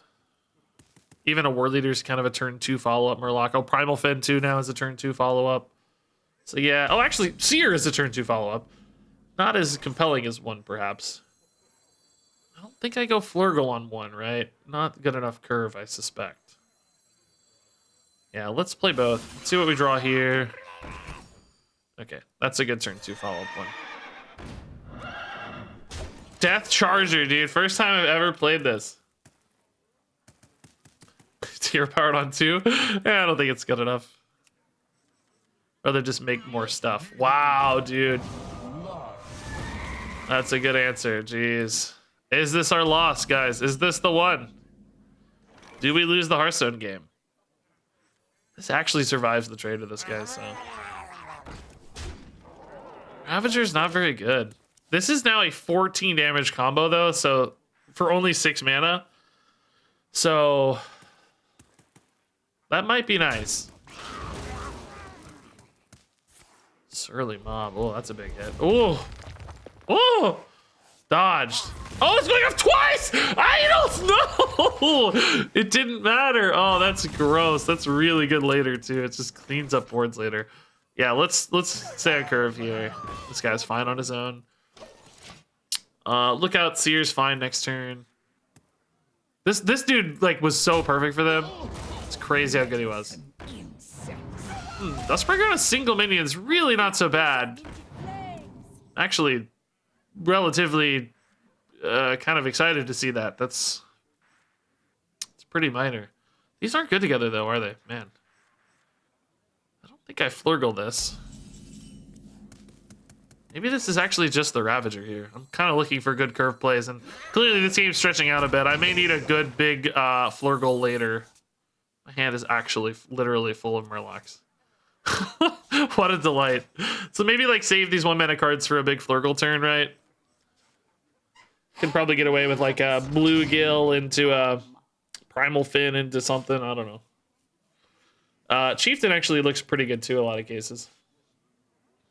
But 14's our magic number, so I can get them to 14, can win the game. Are they just straight up trading here? That's pretty good news. Okay. Playing a big guy here, maybe? Yeah. That is an annoying guy for me to deal with, honestly. Oh, bother. Oh, bother!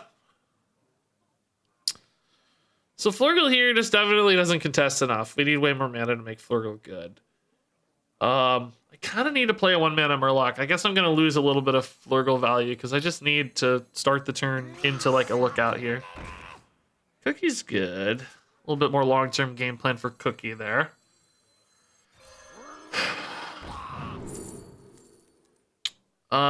Cheap Murloc for Flurgle or a Scout for reactivity. Problem is this guy needs to die before I consider reactivity as a play, but I think ultimately this is a better longer-term card. Give these some health, so maybe this guy's a little more awkward. I don't know. Don't want to build anything too threatening yet, because I need to get through this dude. Yeah, an actual Hearthstone game, right? Yeah, it's fun. It's actually pretty fun to play a real Hearthstone game. Oh, God, they got it back already. The idol creates so many good chains of that, you know? Oh, this feels like a pretty good scout opportunity. Oh, no, never mind. My board's... Yeah, I got a scout here. We're definitely on scout territory. So scout makes this 3. That means a weapon can hit it as well. Mermy also goes to 3, and then the backup half goes to 2. So that's a pretty good turn. The scout also survives that, right? Yeah, okay. Didn't really think a lot if this was the actual best turn or not, but, you know. It should work fine.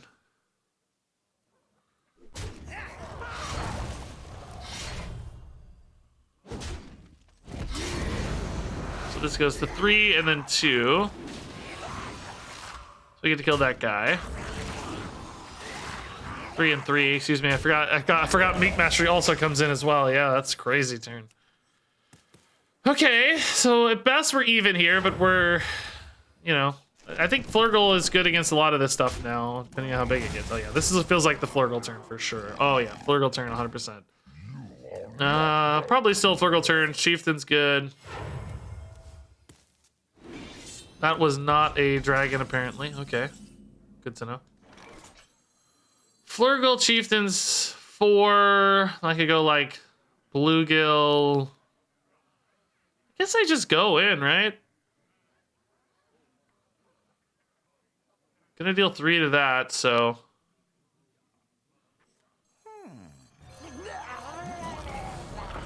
Actually, I don't even know if I really need the Bluegill yet, do I? No, I don't need the Bluegill yet. We'll hold the Bluegill. That's even better. Save him for later. Let's get a good big board otherwise. Mutana's really expensive, right? I think we're getting... I don't think we need a Mutanus. It seems hard to weave into a turn or anything. We're getting close to ending here. This is crazy 6 damage. And Bluegill Warrior as well. Fierce, isn't it? Seems like they have an answer to this, don't they? Maybe not? I don't know. We have so much damage. I have to imagine we're winning soon. Am I gonna have to use hero power is the sad news. I'm afraid I'm gonna have to use the hero power, guys. No! Oh, dragon's gross, yeah. Dragon's gross. I mean, I have to think... I'm honestly just too lazy to figure this out, but I have to think some combination here of this play is gonna be nuts. I guess I kind of want a 1-mana Murloc here. great. I honestly haven't figured out if this is lethal or not, but it's an obscene, ungodly amount of damage. So I'm thinking it probably is. We avoided the hero power one more time. Yeah, 7-0 with no hero power, guys. This is crazy. Absolutely insane. Mrs. Killbin! Mrs. Killbin! Mrs. Killbin! Hello. So excited to see you. Oh, you look good in your blue. Looking sharp. Sharp. Yeah. So if I were to go to like 5:30, would that be an issue? Okay. So this run's going really well. It's taking forever. Taking too long. Oh, really? What'd you say? Ah, okay. Cool. Cool.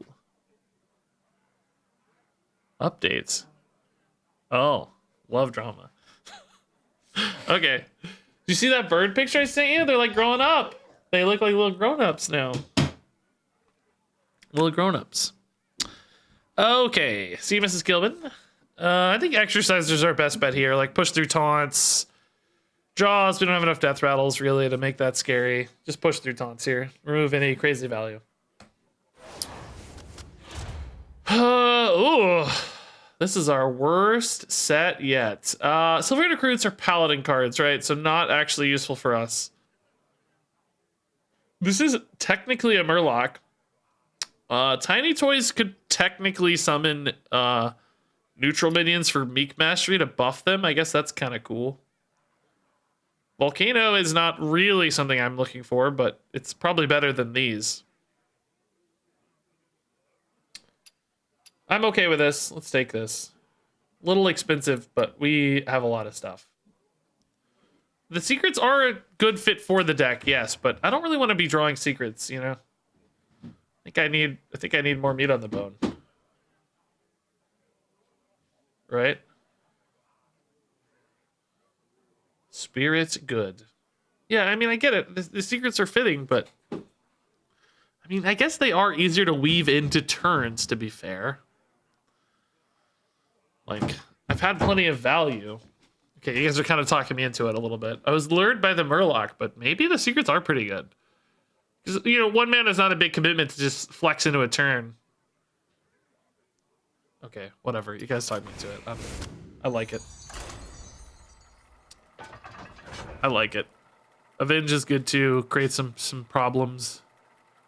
Sure. I'm worried we're gonna get all secret buckets moving forward, but we should actually get quite a bit of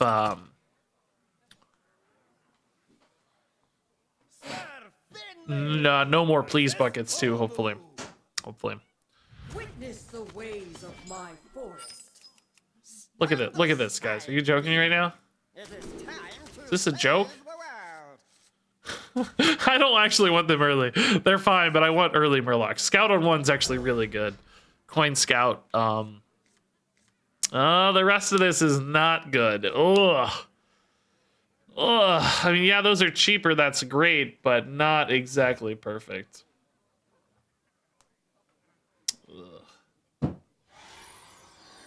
Ugh. I gotta play this on 1 now to find another card, I think. Robes and Treants. Okay, so 2/2 Treants are pretty annoying to deal with, honestly, but hopefully this gets me out enough ahead. Like, this gets to hit. I can play this on 2 maybe anyway. If this gets to hit, right? Oh, Magic Fin's terrible. Oh my god, this is my worst hand ever, guys. This might be the end of the perfect run, dude. Am I gonna have to hero power? I've never had a duels run. Like, hero powers are supposed to be like your strongest part of a duels run often, right? Like, they're kind of what you build around. I mean, I guess, you know, passives are obviously better, but yeah, it's so funny we've never even had to use it. The no hero power challenger. Ooh, Forager's actually a legit, really good fill here. For 2 reasons. I get to draw a card off of it. It fills the curve on Fellwing. It's really perfect. Really, really perfect. Job done. So now we can Magic Fin to keep the cycle going. I don't think No Fin will be better, will it? Druid usually like going pretty wide. They're not good at dealing with wider stuff as much. And this is going to have Rush anyway, so it's really good. Okay.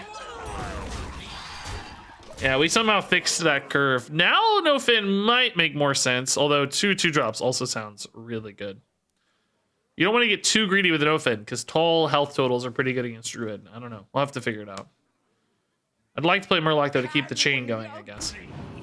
To compromise. What's scary there? Starfall? It's not that scary. I mean, I still have some stuff left over. I could put it out of range of Starfall pretty easily, though, technically. Oh, my God. Well, shoot.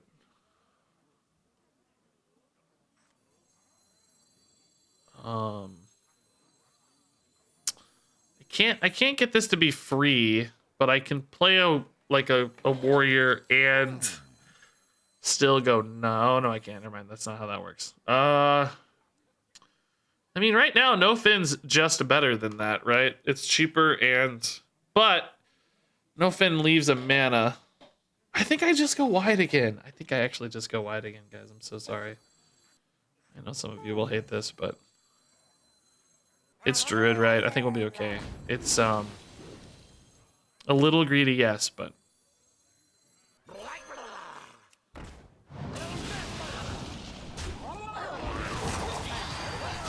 oh, fun. That might be nice. But was this lethal? I didn't even... Is this actually just lethal? No, because I only gained 8. This gained 4 anyway. No, not lethal quite yet. It's crazy that I'm even thinking about it, by the way. It's absurd to be that I have to check already. Oh, double Starfall's nuts. That's actually really, really good. Wow. The thing is, though, they're pretty much dead. Next turn, they're dead, but I'm gonna have to maybe... are they dead now? No, I can't hero power now. It's only 6. It's 4 mana. No, they're not quite dead now, but I hope I can kill them without hero powering is the goal here. Which I will be able to if they don't heal. Will I need to hero power is the question, I guess. I don't know. It is lethal? I don't think so. Why is that always so loud? Uh-oh, I'm gonna have to hero power for lethal, guys. No! I'm gonna have to hero power for lethal. Oh no. What a disaster. I do, yeah, I have to hero power, guys. There's no way to get it without hero powers, right? No, I have to. Sad, dude. First hero power is after 7-0, dude. That's crazy. That's crazy. Absolutely insane. Did it do?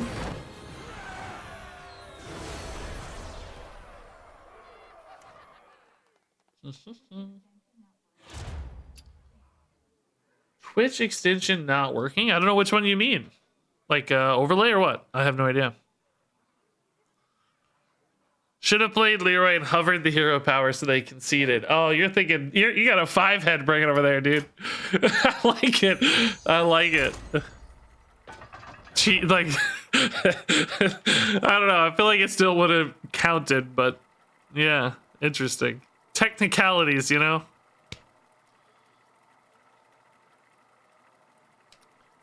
Technicalities.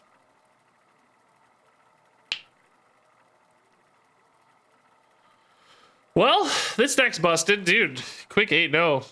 We had what was the closest game? I guess the priest game probably wasn't even really that close.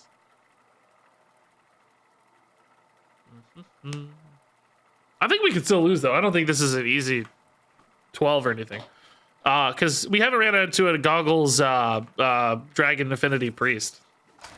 Goggles Affinity Priest, they can play just as many minions just as fast as me, and they're like 8 drops and stuff, you know? They're playing like 5 drops for 0 mana and stuff, or on turn 1 or whatever. I got you cornered now. So it is absolutely not any sort of guarantee or anything. It is time to save the world. We'll lose for sure.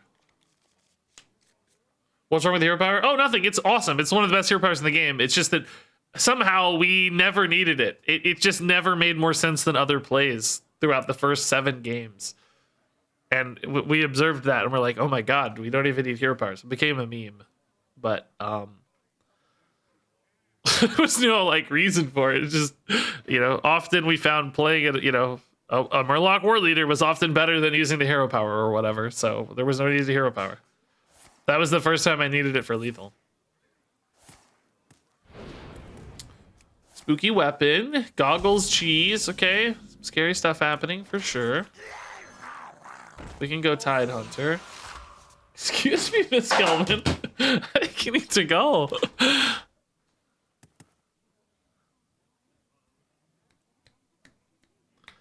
The title of this should be Regis betrays chat with hero power. I think the title will likely be something like, this deck's so good, I didn't need a hero power.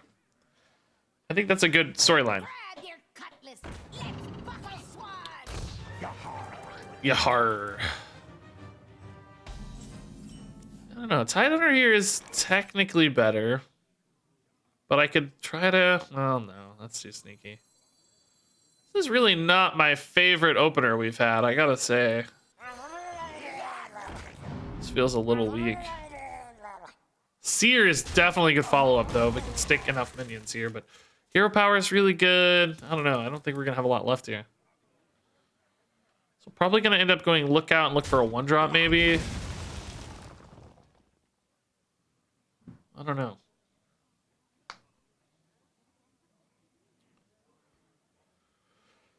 Eight and 0? 8-0, yeah, this is busted. Meek Mastery Cookies Ladle is absolutely obscene. I have a never-ending wave of buffed Murlocs. In the box? Hey, it's me, Rango, man. Welcome back to Hearthstone, dude. That's crazy. Okay, really didn't hit a 1-drop here. I think I can still just competitive spirit, though. It's fine.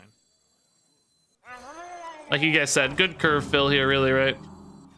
I think we put stuff at 2 or greater. Oh, this would have been nice, but wrong order, right? Wrong order. Maybe these 2 next turn's fine. Could go here and try to fill. Choose better against their hero power, I think. Their weapon is also dealing 1, right? So we gotta think about their weapon. It deals 1 AoE, if I recall. Yeah, that should be fine. No easy trade on this guy. Oh, actually, yeah, it'll be a 2-3-4. That's a decent trade. Do we go for the Lookout and try to grab 1 more 1-drop? That's so greedy. I don't see that happening, but... Oh, that's a nice play. Jeez. Okay. Dude's gonna help keep my board in check hard. Oh, that's a 1-drop. Okay, I think I like that more. In that case, do I need this or just bigger board? This goes to 4, which dies to that weapon, but they take 5 in that case. Everything dies to that weapon anyway. They might want to hit this guy regardless, so seems okay.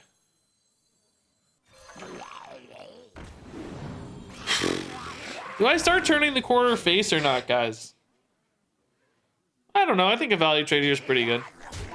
We're good with wide boards, follow-ups if we need them. Okay. Upgrade. Oh my god, dude. I mean, that's not that bad. Like, again, if they're just taking wax off this, I don't really care that much. It's a lot of damage to eat. That's our goal anyway, getting them low. Get some bluegill pop-offs and stuff. Probably, honestly, better off hero powering here than any other play. It's just so much damage. It's really sticky. Now that we've kind of broken the seal on the... Oh, never mind. This is better.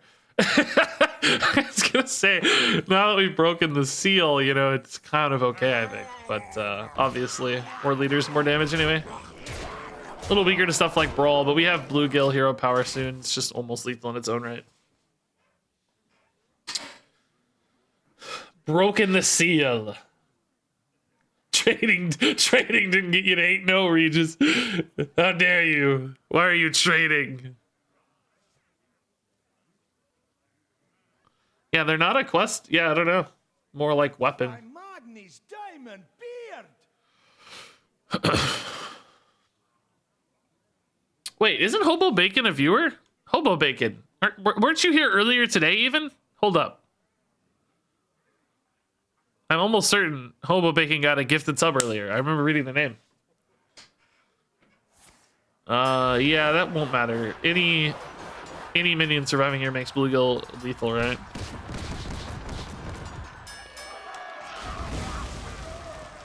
Because we have 6 and 2. This was actually their best case scenario, I think, but we still have it. Well, that's how it's done. I've had to use hero power 2 games in a row. This is an insult.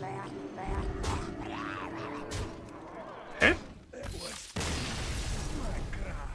Hobo Bacon, are you here? Are you watching? I don't see you. Oh yeah, maybe they weren't. Maybe they weren't here at now. That's true. Could have just got the gifted sub. I mean, I think it's just Worshipper, right? Amalgamate's like kind of fun in theory, but not really. I don't think that's worth the risk usually. Creepy Curio though, they are 2/2s because of Meek Mastery. Do I like that better than a Worshipper actually? Because Worshipper is a 3/5 with +3 attack, or do I like the Creepy Curio that's a 6/6? I don't really need... Oh, he has 2 mana, so he's a 2 mana 3/5 versus a 3 mana 6/6. I don't really need the shuffles, I don't think. I think they are definitely, indeed, the Hobo Bacon of chat. Sir Lopalot, thanks for the 3 months. Amazing. I think I like Worshipper a little better. A little better. Damage output, it's close though. I just don't really need to shuffle that garbage into my deck is the difference. Yeah, this is perfect. 3 neutral minions. General Megasaur's 3 mana, that's insane. Okay. I haven't even used my signature treasure yet, guys, either. I was gonna make that the thumbnail. You know, part of the reason I played this was like, oh yeah, that fish, that golden fish, Scales of Justice will be a good thumbnail. And instead, I haven't even played it. I haven't played my treasure, and it took me 7 games to play my hero power, or 8 games. Amalgamated hero power. The problem is with duels, cards like Vampiric Fangs exist, right? There's much better on average single target removal in duels than wide board. But even the wide board often also answers big stuff like Wand of Disintegration, for instance. So I think it's risky to put all your eggs in one basket, basically, for a single tiny 3 mana card. So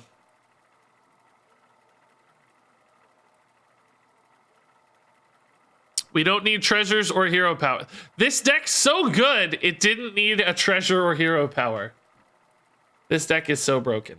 Is Amalgamate ever taken? I think Amalgamate could be worth it if you had a Mr. Smite in your deck to convert that Amalgam into a charge minion. But I don't have that. Crab Rider's insane. Scientist, not insane. Wolf Rider, not insane. We want Murlocs first and foremost, I think. Do we have coin? No coin. Probably need to look for a 1-drop then, actually, and Murlocs. Yeah. It is time to save the world. Crab Rider's still great to react if we fall behind here. Oh, 1-drop, nice. Okay. Cool. I feel like hitting 1-drops has been pretty important for this deck, because there's a lot of turn 2 follow-ups we need to connect on. We're getting into the stage where people are gonna have really broken stuff, by the way. Just so everybody's like, ready for this. It's gonna be hard to keep up forever. We have a good deck. I'm not saying we can't. It's gonna get harder, right? Life is gonna get more miserable as we go. As you can see here, Flame Waves is pretty good at contesting my Murloc boards, so that's gonna be an issue. Should still be fairly safe, the Flame Waves. I don't need the reactivity of Crab Rider or the threat yet, so. Mermai's big and cheap. Oracle I shouldn't really need. I don't want to give them cards, right, needlessly. So Mermy Cold Light's pretty good here, buff this board against any Flame Waves interactions. Caverns Below with Flame Waves. Is this some? I don't know this. If this is doing something cool, I'm unaware of what it is. I don't know. It sounds kind of insane and awesome, but I don't know the game plan here. Okay. I would love to get one of my follow-up spells soon to really cement the health on this board. So like every fin or no fin, one of the buffs here. Like I got some good health totals to maybe eat like 2 Flame Waves or something, or 1 really. But I'd like to go to the next level if I can to really play around Flame Waves. Even 2 is still pretty good. Put this apple on your head. Juggler's not so scary. That is pretty spooky though. So they can hit here. Ooh. Coin into the... Okay. So Flame Waves eats everything but these 2. It's really not so bad again, I'd say. Carbider's pretty good at melting through these guys. I could even buff it, but do I need to? Not really. I can probably just play a Chieftain. Chieftain dies to Flame Waves, but it preserves this. So I don't have to hit this guy. Yeah, that's fine. Look out again. This is gonna kind of be, I think this is gonna be a bit of a battle of like, okay, I'm building the board, deal with it. I'm building the board, deal with it. I'm building the board, deal with it. And then eventually I'm either maybe gonna get enough chip damage to get there, or they will like hard stabilize and I'll never get the board back. Kind of depends on the number of fire spells available and such, right? May not be that easy.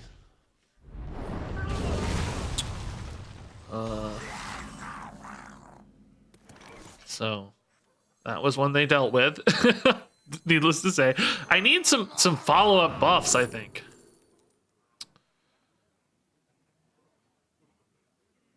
Yeah, probably just mercenary. He's good for whatchamacallit. I think I'm just gonna go sticky again, actually.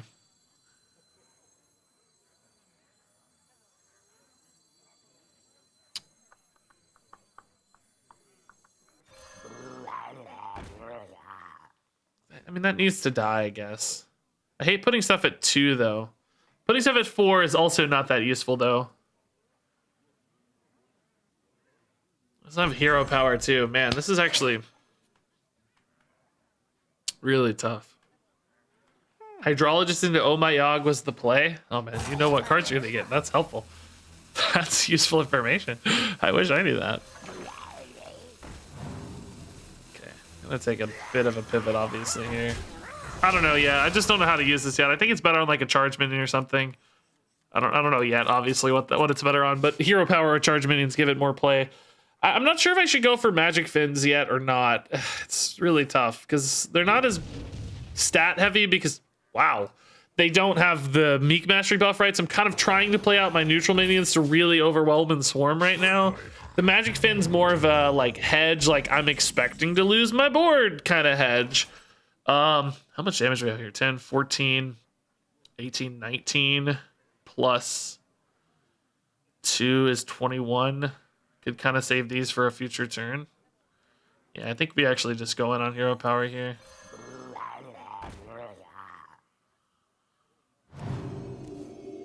Yeah, Flurgle's pretty good too later. So now I'm kind of saying, okay, I'm going to lose the board later. Now I'm just going to win off of Pure Cold next turn. Like, go ahead, eat the board. I don't care.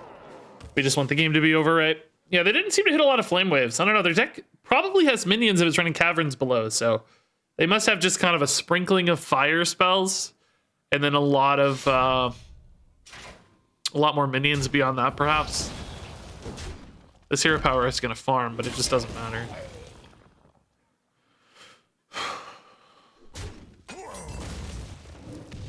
Okay, good hit. Oh, whiffed on the second one. Wow, that's sad. Don't even need this. Wow, dude, 10-0. This is crazy, dude. Crazy.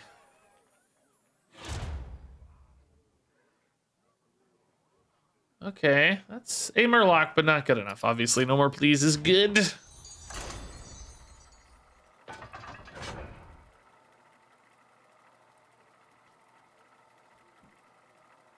Man, this is one of the best Duels we've had since pre-release for this expansion. We had a couple 12s, 12 and 0 and that 12, but this is the next best one. We haven't had one this high since then. Been a few weeks, about a month actually. Almost a month. So when this is over, guys, we're gonna do that discussion stuff we talked about, where we talk about nerfs and buffs, potential nerfs and buffs, which I will then edit into a video this evening. I've been enjoying the weather. Well, I'm very tall, so the weather up here is great. No, I'm not tall enough that anybody asked me that. Oh my god, guys, I just remembered. There's so many things I haven't told you guys. I saw Doctor Strange. It was great. Actually amazing. Sort of the perfect movie for me. I was just sitting there with the same grin I had on my face when I first saw Army of Darkness as like a kid or teenager or whatever. I don't know how old I was, but 10, 15, something like that, in that range. Same Sam Raimi grin, dude. Like, Doctor Strange was fantastic. It was perfect for me.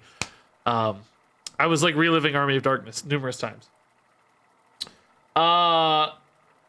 Also, this never happens. I was at this event called Food Truck Friday here in my city, where there's like a bunch of food trucks in the park and you just go eat food truck food. 2 people recognized me as Regis, which never happens. And it happened twice within literally 2 minutes. I think maybe like the second guy saw the first guy and was like, oh my god, it really is Regis. It was so strange, but they were both really nice and awesome and polite and kind. So that was fun.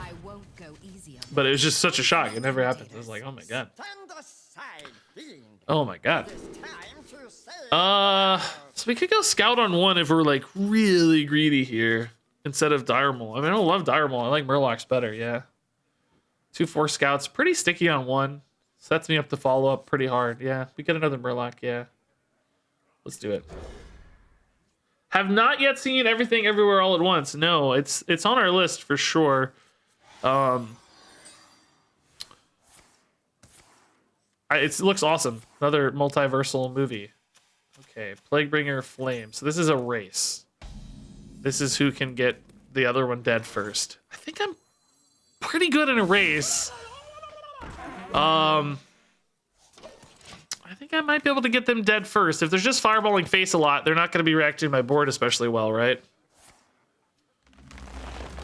It doesn't even really seem like they have a fire spell yet to me. Do I ever buff this, guys? Just to keep it alive? I don't think so. I think I just honestly play a War Leader already and just start hitting really hard. Because then they kind of have 2 targets and then I'm sort of off to the races. Like, which of these do they kill? Perpetual Flame, I guess theoretically in combination with something could be pretty good. At 4 health, but 4 is much better than 3. Oh, Revolve. Wow. Okay. Book of the Dead, Diligent Note Taker. Okay, that was the like giga answer I wasn't expecting. Okay. We're gonna just go again though. Now they have fireballs in hand. After Perpetual Flame.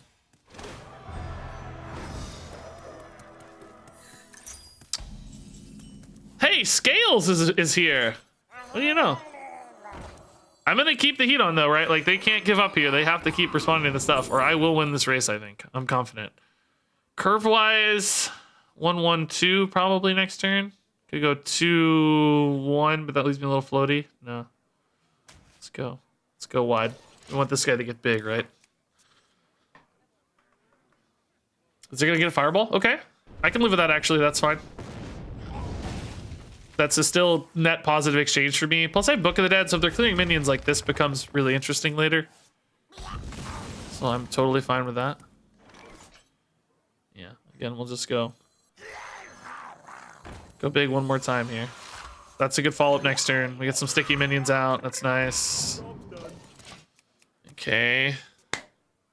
Would love, actually, a No Fin can stop us next turn. That'd be perfect. Lightning Storm, jeez. Good removal. Pure Cold is less concerning, actually. That's not as big a deal to me. Yeah, we'll just go It's like, do I hero power here? Really was hoping to hit a better curve play, but this is fine. We'll just go big. They've cleared so many boards already. Do they have another clear, right? It's like really putting it on them to clear this. If they do, this becomes basically cheap enough to play immediately. Geyser's okay. Gives them a fireball. They get a legendary. Oh, it's fun. Not good, but fun. Yeah, they're still fireballing minions, right? This is a race we win if they're fireballing minions, I think. That has to be something we consider a victory. Yeah, they're scared and fireballing minions. That's really good for us. Cause I have more waves of stuff, right? Like I'm not going away. Like I'm coming again, you know?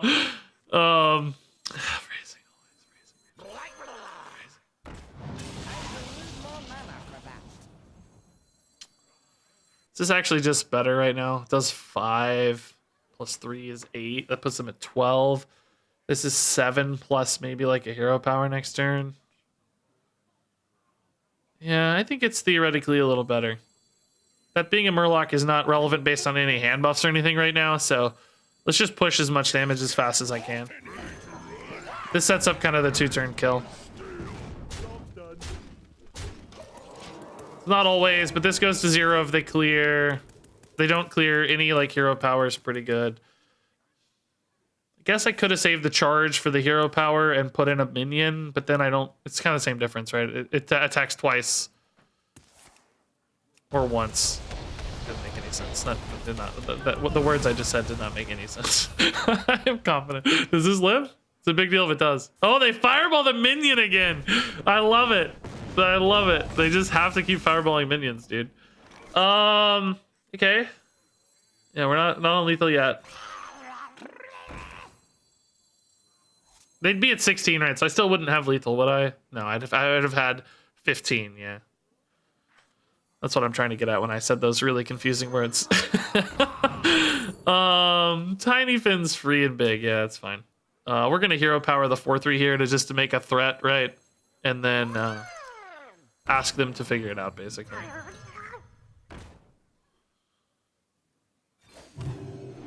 One more time, they have to figure it out, right? Are they out of fireballs? Did they double chain that fireball? They did, right? So they need another fire spell to even get a fireball here. She's pretty good with Plaguebringer, I gotta say.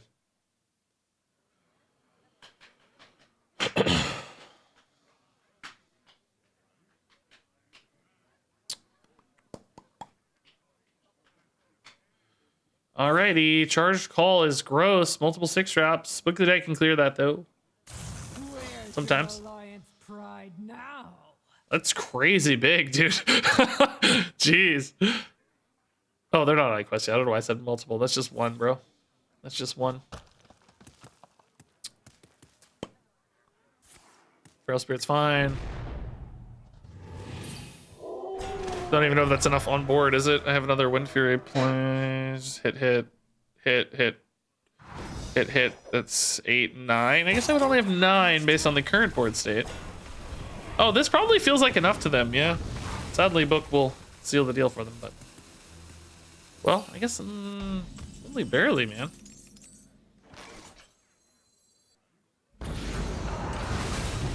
Tiny Finn for the win!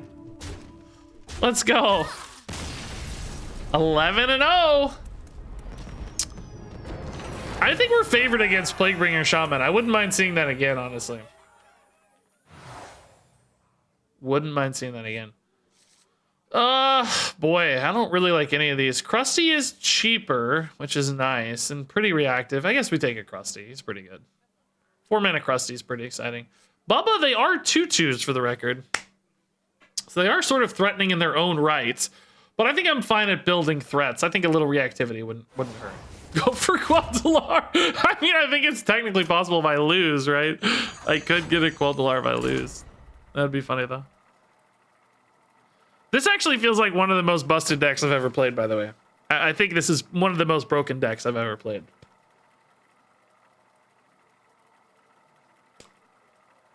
Which is saying a lot. We've played some pretty gross stuff. it's not even broken in like a bombastic way, you know? There's nothing that's spectacular or like we're not doing anything insane or crazy. But it's just very consistently good. Gonna go 11-3? Sure, yeah. I jinxed it.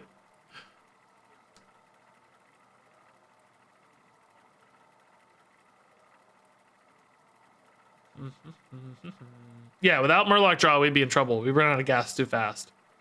We have needed kind of third and fourth waves many times, which the Cookies Ladle has absolutely provided.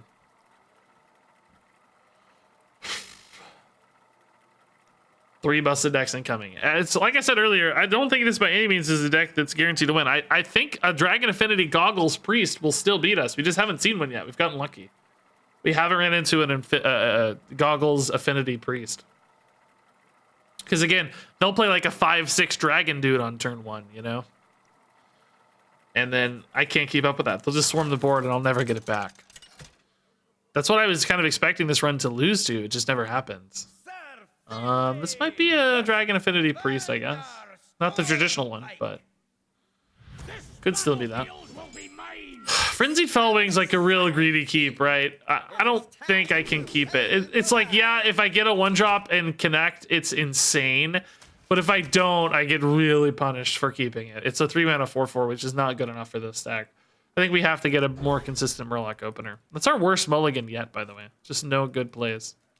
This is pretty bad, too. Tharmal's fine, but not a Murloc. So I lose my chain. Okay, not Affinity Goggles, but Affinity Dragonbone Ritual. So still a little scary, but maybe just less scary because I don't get like the super early 2-drops and stuff. I actually don't have a play. I'm gonna have Hero Power on 2. It's unheard of. Scales might be gross if they got scales. I mean, I guess I don't mind too much if my minions become I don't have a play next turn, dude. I don't even know if Hero Power is right because of the overload. I don't know, man. I'm kind of trusting my draw here. Oh god, this is by far my worst draw. This is awful. Having a target on board does mean I can at least get some value out of my Hero Power again, if nothing else. Most of my deck is good here though, honestly. Please? That's fine. I'll play it. It's good enough for me.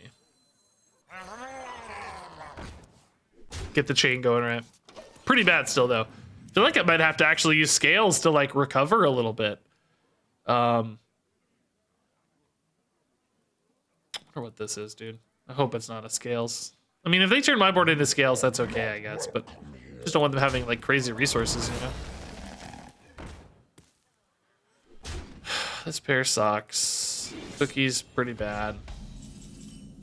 Yeah, we're gonna lose, guys. We're way behind. We're like way behind. Because this is coming back, dude. These are big. They're coming back. They're not going anywhere, you know?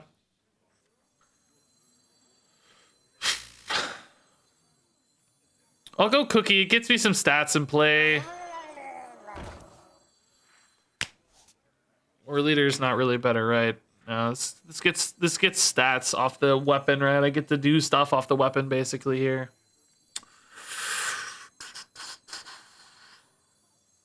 I kind of feel like I'm killing time into scales, honestly. I don't feel like I have good plays at all.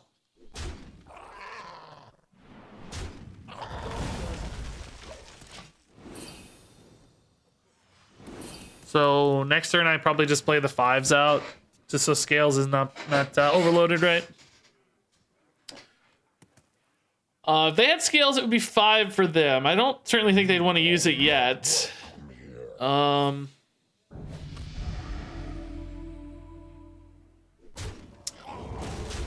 Okay.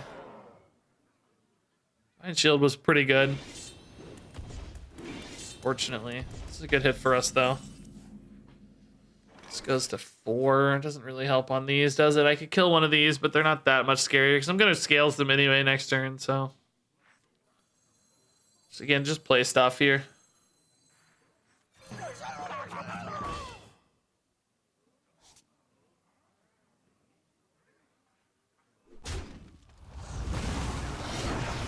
Any legendary that's insane? No. That might be cool, though. I don't know. I guess I don't need to play the War Leader here, right? Since not really using it anyway. It kind of technically sort of helps trades, but not really because they can just kill it first.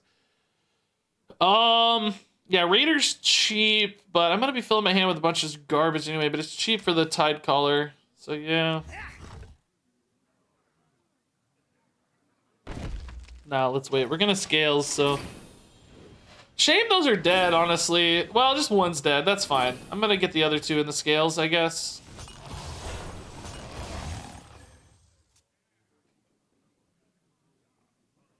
I kind of wish I didn't have so many cards in hand. Maybe this is bad. Maybe it's bad because I get cheap Murlocs here. Like, you know, I get like 1 mana 4-drop Murlocs or something as opposed to 1 mana 1-drop Murlocs. Yeah, this was wrong. Don't be Wind Fury. Don't be Wind Fury.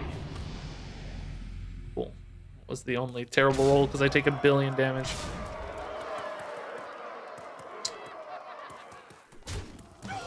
Okay. Scales it is. Guess I just hit one of theirs. I don't know.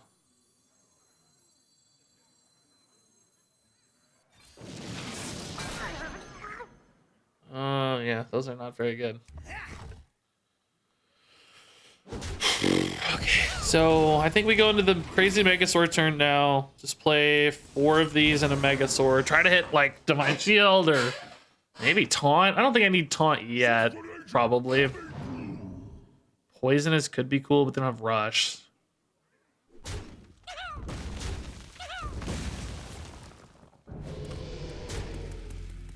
that, that's fine. Scout would have actually been pretty nice. Guess we're gonna go Tide Caller too, huh? So I play 4 into Megasaur. I want to play the 4 best. Ravager's kind of a waste, I guess, but it's just better stats. And I care a lot about the stats. It's actually not a waste anyway. It's perfect, honestly. I take it back. Not a waste. I don't even know what I'm looking for here. I'm not usually dead. I don't think. Divine Shield. Follow up with like a War Leader next turn. Can live with that, yeah. +1/+1, set up any like lethal outs. I don't know. I think I need Divine Shield to protect these. It's kind of bad because there's like a 1/1 on board, but there's only 1/1/1, so I think it's okay. Piranha here is gonna fill my hand, but that's all right. Actually, might be pretty good. It's a 2/2. I might be dead if I get Wind Fury. Oh, I think I'm dead. I think he has it. What does he have for 7? Alexstrasza, maybe? Book of the Dead?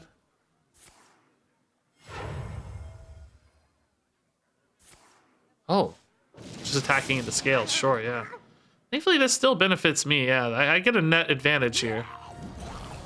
Oh, never mind. Wow. That's insane, dude. He did get the scales, by the way. We always wondered. It was indeed the scales. I think that's cooking me, right? I don't know how to beat all that. Well, I guess Book of the Dead would have, but I'm out of cards. Can't stay alive either, right? Like Life Drinker's just never enough. This is Rush, but doesn't kill anything significant. Magic Fin, I don't have a Rush Murloc. Yeah, I think our goose is cooked, as they say.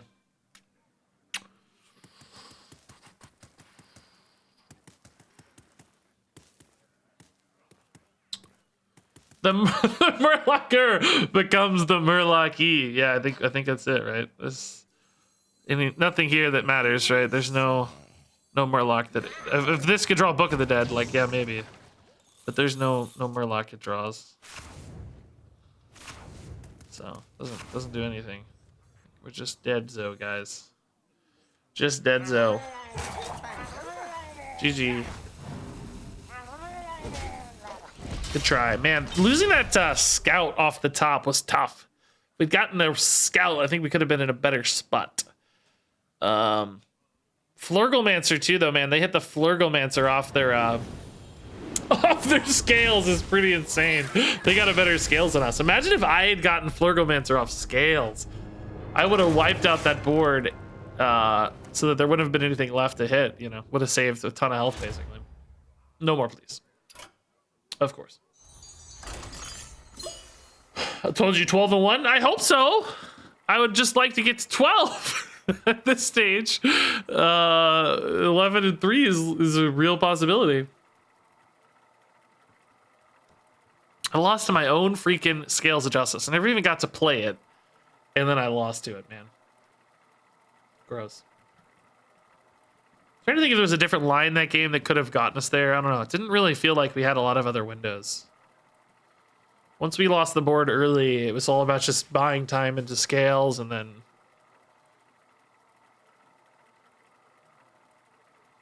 keep hand small before Scales? I don't think it would have made a difference though, right? Because that's what I mean. Like I actually played out the best possible board, really. I mean, I guess you could argue...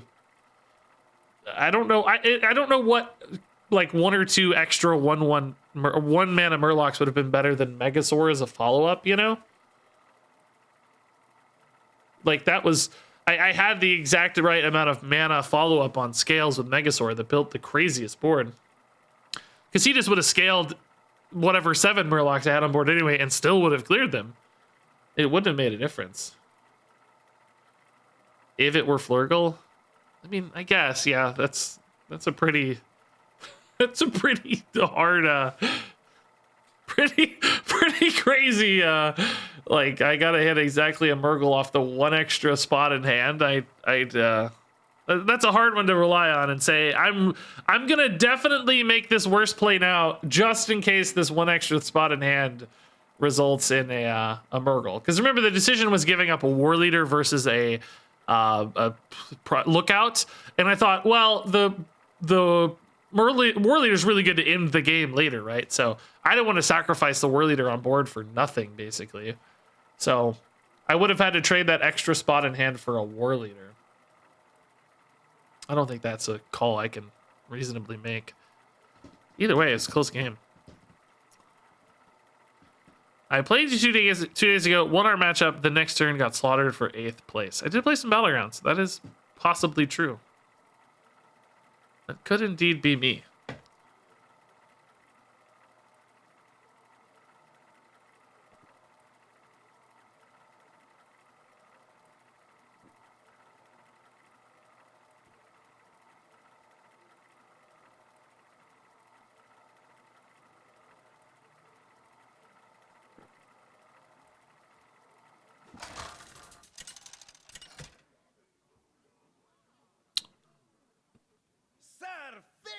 Ooh, Rogue. That's spicy. What could it be, Rogue? Ugh, no coin. I need coin. It is time to save the world. All right, let's keep a Crab Rider because it's so good, but otherwise I think we look for a 1-drop here. Crab Rider just gives me a lot of reactivity. Pillage into Meek Mastery. Ooh, Meek Battle. Oh, 1-drop. Beautiful 1-drop too. Woo, good job. You did it. Job's done. Oh, okay. Might still go Mercenary here unless I need good hits here for some reason. Mercenary, just really nice stat line. Preserves follow-up for later. I mean, I don't know, dude. If they don't play anything, War Leader's pretty tempting, right? It's a crazy hit. It's such a crazy hit. It's so much damage. If they play something I want to kill, Worshipper might be better than Crab Rider, actually, because I don't mind using my face to kill stuff if I can preserve some health on Crab Rider later. Oh. Oh my. Those are both very, very large. Oh my god, dude. That's a crazy turn. I think I have the War Leader now to kill the freaking Captain. This actually fully clears, but I lose both my minions. Because I buff this to 3, I can hit, and then I can hit. This will go... Is that worth it here to sacrifice both? I can alternatively just go War Leader and leave a 2/2 patches up. I think I'm better off leaving a 2/2 patches up, right? Crab Rider can get that later. They might be able to kill the War Leader, but that's okay too.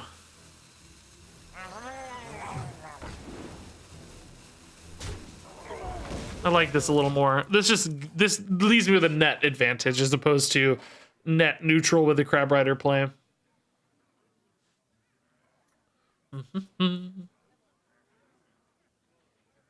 Patches turns into fusion. What do I You know, I know. That's why I said we could kill it with a Crab Rider. That's why I said we clear the board.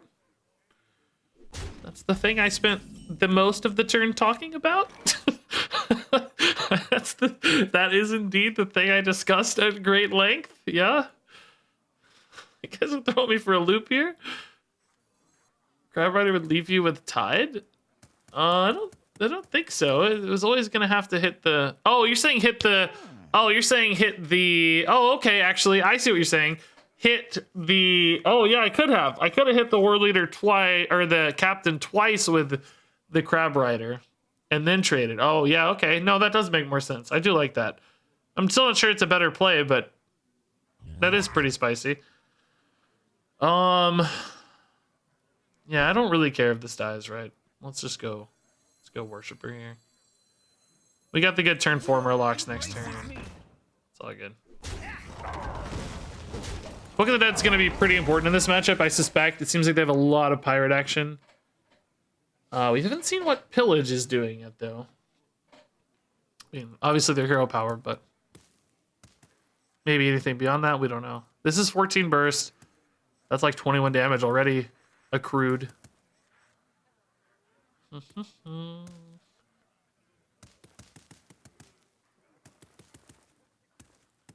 little shame to float a mana already on 3, but good turn next turn, I'm certain. This is going to be a 5. Well, actually, probably just a 4-5, isn't it? I think this always dies. A little awkward math again. Every turn's just a little off. I think this is fine.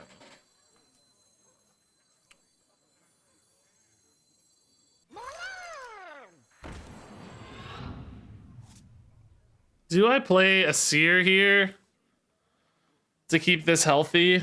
Let's see. It's like it's gonna go to 1.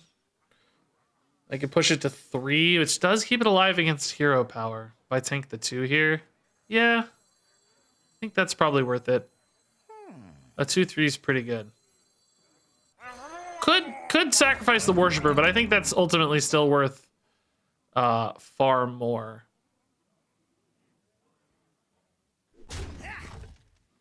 Well, I guess more. I put in both of them at 3 is what I'm getting at here. Yeah, I like this.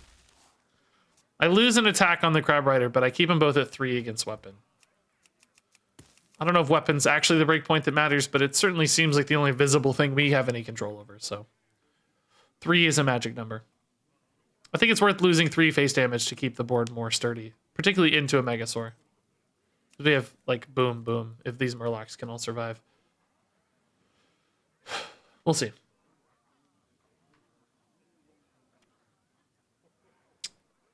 Wide boards are generally good against Rogue. Treasures can change that, but that's the plan. Blood and plunder. Okay, nice. Yeah, it worked. Cool. Okay, Megasaur here, I guess we want maybe like Divine Shield. Maybe actually a buff would be pretty good. Could buff here to be sure of that, actually. So that I have a guaranteed hit with this 4/5. I don't really lose much stat value. A little bit, of course, but not a lot. This buff hits automatically. I think Megasaur is the right move, by the way. Just really stabilizing this board. If I get like +3 attack, I'm gonna have a dilemma. Because this is Wind Fury. No, I'll just go Divine Shield. That's great. Cool. Yeah, this is a very nice board suddenly. All right.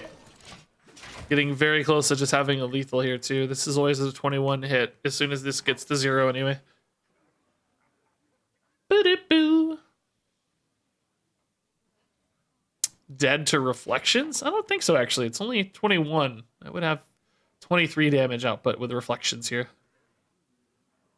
I would actually love Reflections here. Play it and hit me for 21 because they will be dead. That sounds great. I hope they do that.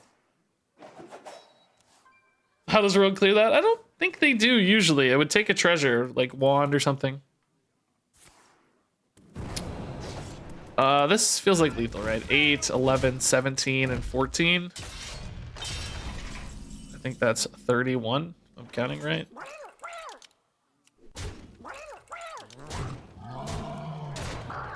Cool. Hero power actually wins it all, guys. What do you know? Could have actually probably hero powered this in Book of the Dead as well, but you know, whatever, it all works. Cool. 12 and 1, almost perfect, almost perfect. Got beat by our own deck. It's the only thing that could beat us. That's a good deck when you can only lose to yourself. All right, good win. A lot of gold, that's nice. Pay for those heroic Brawliciums or something this week. Okay. Finley Duelist, thank you. Yeah, we went from 0 and 3 to 12 and 1. It's great. Leroy is indeed more dramatic, yeah.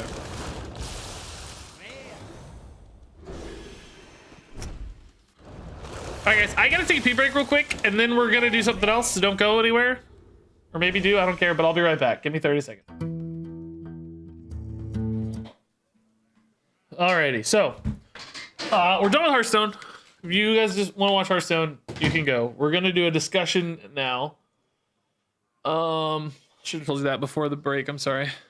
Didn't mean to make you wait.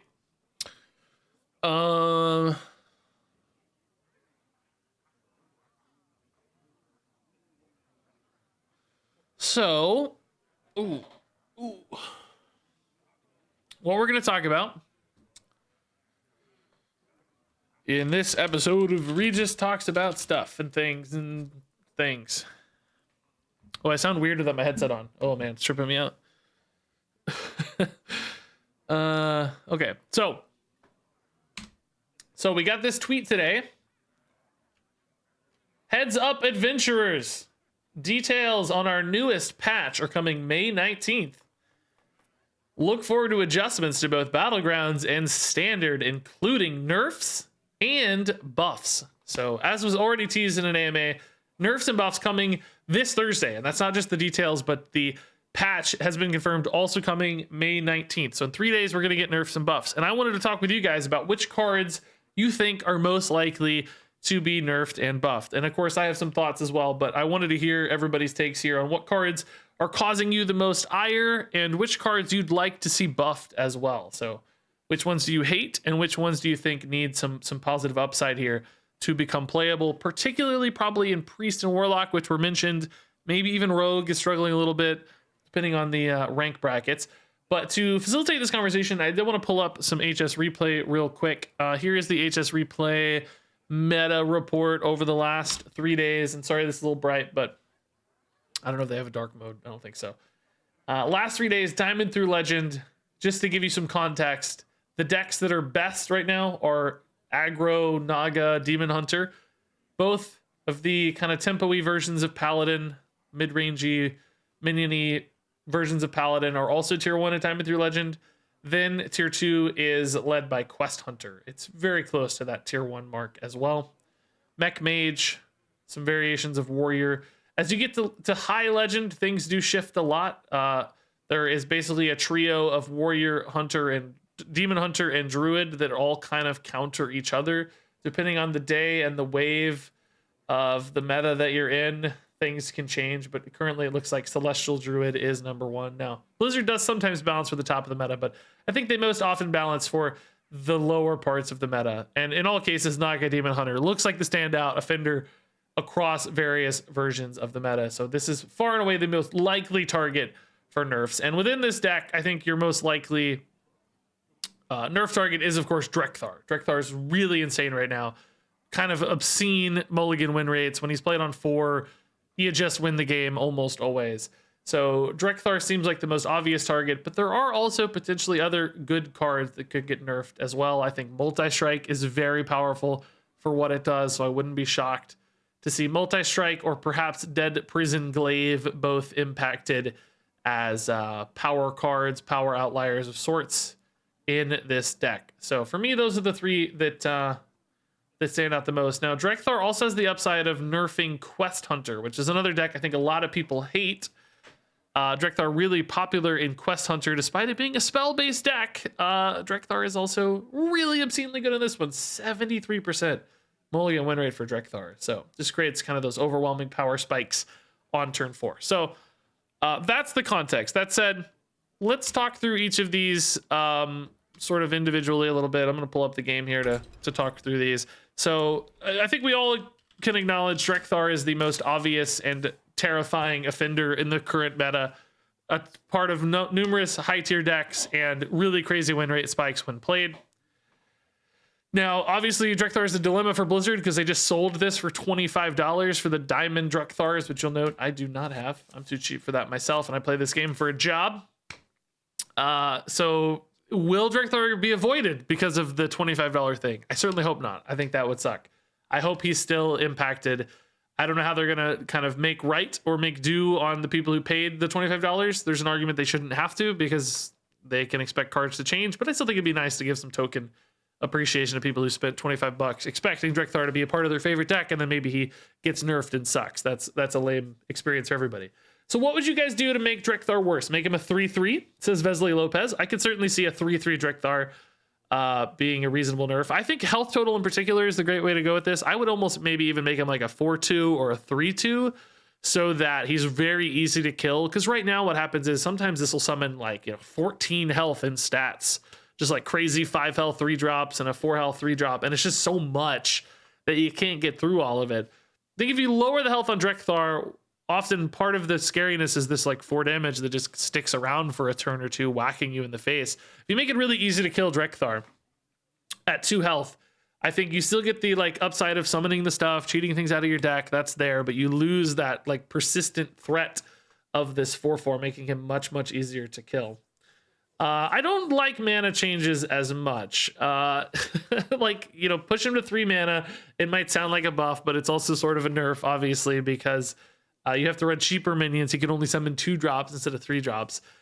There's something to that, but there's a lot connected to him and Vandar both being kind of 4 mana 4/4s. I know I'm recommending changing the stats, but I think the mana cost is fine, sort of. I think you just need to make it easier to deal with the boards that get summoned, right?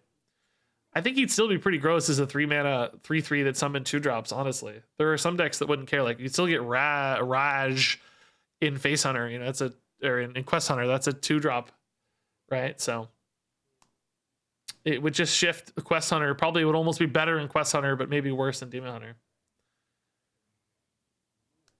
Summon them dormant. That's a neat idea I haven't thought about before. Summon 2 of them dormant. So you still get the kind of overall value, but you sacrifice some of that immediate pressure and tempo. That's a nice idea, actually. Yeah, and it doesn't utilize a keyword that's not already being utilized. It doesn't do anything weird. I think actually the card text would fit. That's a pretty good idea. Summon 2 of them dormant. It would definitely make the card weaker. I mean, there's no question. Delaying that pressure by a turn, basically delaying the attacks by an additional turn. Well, just 1 turn, but it would give opponents a lot more time to deal with it, but still help you thin your deck, still give you a big pile of stuff. It's kind of a neat idea. 1 minion is also a pretty easy fix. Yeah, I mean, obviously if it just summoned 1, that would dramatically lower the power level, maybe too much. Just make it summon wolves. I don't know. Then it's not really worth it because the deck building kind of... I like the way it kind of fuses all the deck building requirements together and makes you have to think about your deck. It's just the payoff that's too high. From a design standpoint, there's cool stuff happening here, right? You have to think about how to structure your deck. You have to run only low-cost stuff. You want to maintain some of that, I think, for feel, but you just want to lower the power level. Something with 1 health, that's kind of a neat idea. That's another way to do what I was talking about, which is solve the health problem so that the board's not so resilient when it gets summoned. Yeah, Dormant could make them better in Quest Hunter again because of like Raj. Yeah, you could just get Raj and then have a guaranteed Raj on your turn that your opponent can't kill, and then that might be worse. Yeah, that's a good point. Overload wouldn't normally exist in a neutral card outside of Shaman. I honestly, I know it's kind of the most boring change, but I honestly think just making it a lower stat line solves a lot of problems. Making it a 2/2, a 3/2, I mean, maybe 3/3 is enough, but it doesn't feel like quite enough to me. I think it's the health that I would want to change. I mean, I guess you could make it a 2/4 and it would solve a lot of the same problems. It still wouldn't deal a lot of damage to you. But cutting the stats in half could do it. Summon 2/2/2 copies of minions from your deck, so limiting the stats of the summoned minions. That's kind of a neat idea. Also kind of ties back into the 4s because you get 2/2/2. It's all 4s. That's sort of a neat idea. A lot of good ideas, honestly. I'm very intrigued. Number one, if this will get changed because of the kind of monetary fallout that could happen. And then number two, how would it change it? Because there's a lot of ways to change it. Interesting. So let's go look at Demon Hunter, other cards that I think are targets. And then you guys can mention if you think others are. So between Dread Prison, Glaive, and Multi-Strike, which do you guys think is the number one bigger offender or more likely to be changed, and how would you do it? I think, you know, making this 2 durability, making this 2 mana, both very easy, obvious changes. Now, I would personally say Multi-Strike. It's kind of the newer card. Often the newer one gets nerfed. It is a rare versus a common, so can get you guys some extra dust if this gets nerfed. Most of you are saying Multi-Strike to 2 mana. Multi-Strike with Puffer Fist is so dirty. Yeah, Multi-Strike's just good in a lot of ways. It just enables a lot of craziness. Multi-Strike should be 2 mana 100%. 3 mana, some people are saying. I think tripling it would be pretty extreme. I think 2 mana is pretty reasonable. I think it's, yeah, I agree. It's actually still often probably decent at 2 mana. It's just not crazy, you know, swingy, absurd as it is now. I think at 2 mana Multi-Strike is good. Seems like a lot of you are in consensus. Just 2 mana. Don't change the attack or the effect. 2 mana might just be a good fix. I'm cool with that logic. So, you know, the other deck here a lot of you guys complain about is Quest Hunter. A lot of people are really sick of playing Quest Hunter specifically. I learned how to click. Is there any way you guys would change Quest Hunter? The quest itself, or maybe some of the support cards? Now, of course, if Drekthar gets nerfed, that's going to pull a Quest Hunter down. I personally think that would be enough. Quest Hunter's already kind of just high tier 2. I don't think it needs a major nerf. So maybe Drekthar would be enough. But is there anything else you guys would do for Quest Hunter specifically? Same as Pirate Quest, increase the number of spells. So 3 spells, maybe on one stage or the second stage. Only damaging spells? You mean on this, on Tavish, only damaging spells refresh the hero power? That feels like a pretty significant and awkward mechanical change. I doubt they go that route. All stages 3 spells. Make requirements 3/3/2. I don't think I'd push it so far there. I don't know what it's like in Wild. Maybe if this card's a problem in Wild, that would be a reason to go harder against it. Is it still really good in Wild? In Standard, I don't think it needs like a 2 or 3 part nerf. I think one change in Standard would be more than efficient or sufficient. Deal damage on your turn, so Explosive Trap can't progress. That feels intuitive to me. I kind of always assumed it worked that way until you see it, you know, but that one's hard to kind of explain or write out. And it wouldn't fit very well. Deal damage with 2 spells on your turn would clog the text here. So maybe 3/3/2/2. Actually, I think I'd almost rather... Well, yeah, it wouldn't matter, I guess. I was going to say put the 3 on the second phase, but it doesn't really matter much. It kind of matters a little bit, depending on when you unlock certain aspects of the hero power, but ultimately it's that second completion that I think is the one that gives you that kind of catch-up mechanic, so... As long as it takes 5 to get to the second phase, I think maybe that'd be good. HP costs 1. They've done that before with Raza stuff. I think that's actually a pretty hard nerf. I'm not as you can tell, I'm probably not as gung-ho to nerf this one as a lot of other folks are. That said, you know, it's always personal taste. I just don't run into this as much, I think, so...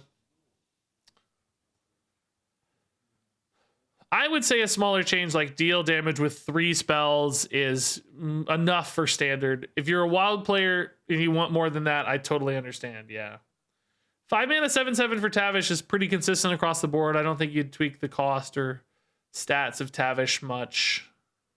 That would feel weird with all the other ones. Not something they would never do. They've done it with like N'Zoth and stuff, but still weird. I agree that maybe bumping it to 3 on a single phase, probably not all phases, would be enough for me. Maybe the first 2 phases or something, or maybe the last 2 phases. I'm with Incredible Buff, that it's not totally ruining the meta or anything. It just needs a slight tweak. Is there any other card you guys would change instead? Like maybe Dragonbane Shot or, something like this that's repeatable. Maybe make this cost 3 because it gets so much value. Is there, maybe Raj gets changed to 3 mana so it's a little bit harder to pull out, or, Ferocious Owl. Now, Ferocious Owl is a crazy card. I think I gave this like 5 stars in reviews. I thought this was nuts. I agree. This is very strong. Maybe pushing this up a mana or 2 wouldn't usually change the use case much, but very occasionally it would have that effect where it's like, ah, crap. I drew a card that's slightly too expensive this turn, and now I'm dead. If you push this to 3 or something, kind of that Divine Favor cost line. But I wouldn't want to do all of these. I would only want to do like one of these at a time. Dragonbane could be reused this turn. I think Dragonbane, what it could actually be is... Where is Dragonbane? I think it could be add a Dragonbane Shot to your hand at the end of your turn. So you can't cycle like 3 of these in a single turn. You still get an infinite card, but maybe it just comes back at the end of turn. I haven't played this deck enough to know if that would totally kill it or not be enough or what, but it feels like you'd still have the flavor of the infinite card, but just couldn't go off for 1 turn like 3 times or whatever. So that could be a little change. Aim Shot. I think Aim Shot is pretty insane. 2 and 2 would be okay, maybe.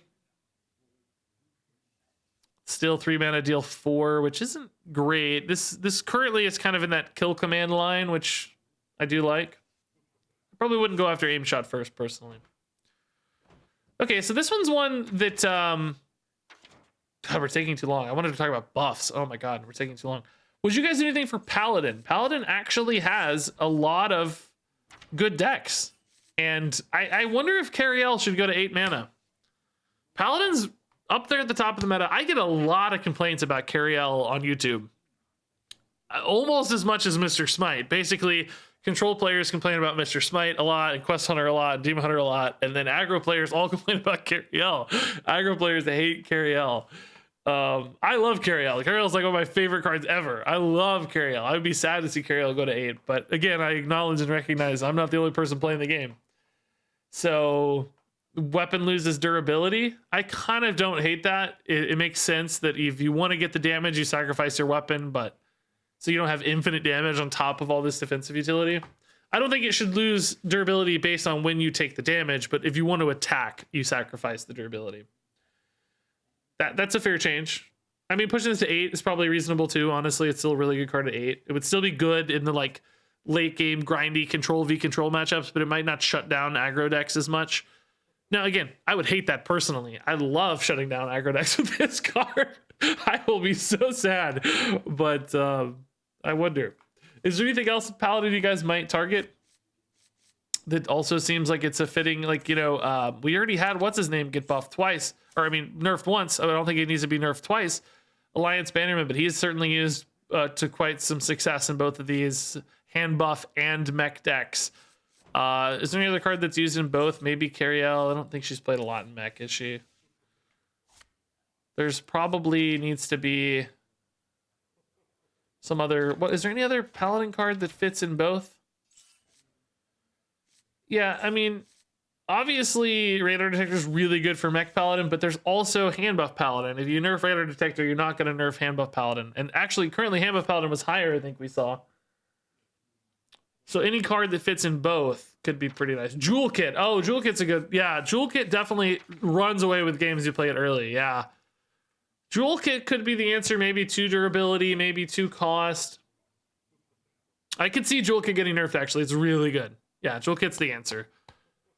I could see this getting changed. Maybe even like +1 attack instead of health or something. It is definitely very good. Okay, so I got to talk about nerf or buffs, guys. Buffs. Let's pick out some cards you think might be buffed, particularly in Priest and Warlock, because those were mentioned specifically by Blizzard as potential buff targets. What would you like to see buffed to make Priest viable? Now, here's what I'll say. I don't think it'll be like Shellfish Mill stuff, and I don't think it'll be Boar Priest. I don't think those are decks Blizzard want to be good. They're both kind of weird and hard to play against and hard to play. I think it would be in the kind of Naga Miracle direction if they were going to make buffs to Priest. So things like Queen's Guard or Priestess Valish or Handsmaiden, right? I think these are the kinds of cards that might get buffed. Serpent Wig is a great example. Yes. Is there any card you guys can agree would really open up Priest Miracle decks? It could be hard to change Valish in an interesting direction. Like, you can't make her do like 2 mana per card. You know, she's got some limits. Could make her stat line a little bigger, I guess, but I don't know if that makes a huge difference. I think she'd be rather hard to change. Serpent Wig to 1/2. A couple of you seem to have mentioned that. I think that'd be fine. Yeah, I don't think that's a crazy suggestion. Gives your board a little bit more stabilization, which can be nice for cards like Bless and some of the follow-ups and stuff. Working with health is something Priest does. They tend to have buffs that bias towards health over attack. So yeah, 1/2 for Serpent Wig's not crazy to me. Queen's Guard could gain 1/2 per spell. Sounds a little scarier to me, but I don't think it's insane. It maybe is insane, but that sounds a little more nerve-wracking. Somebody said Lyra to 4. I kind of like that. I think that's sort of cool. Lyra does not feel crazy at 5 to me in Standard. Maybe in Duels or something, but in Standard, not insane at 5. Pretty slow and hard to play. Lyra to 4 could help create some of those crazy pop turns a little earlier. Scary again, but maybe scary enough, but not too scary. I think it might fall in a good spot. Lyra to 4 is an interesting idea.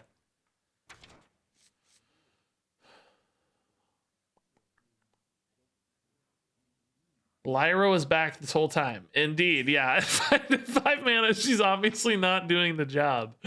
Could maybe do like Silence Priest stuff, buff Silence Priest, make this 3 mana or something. Might be too good with Shellfish Priest, though.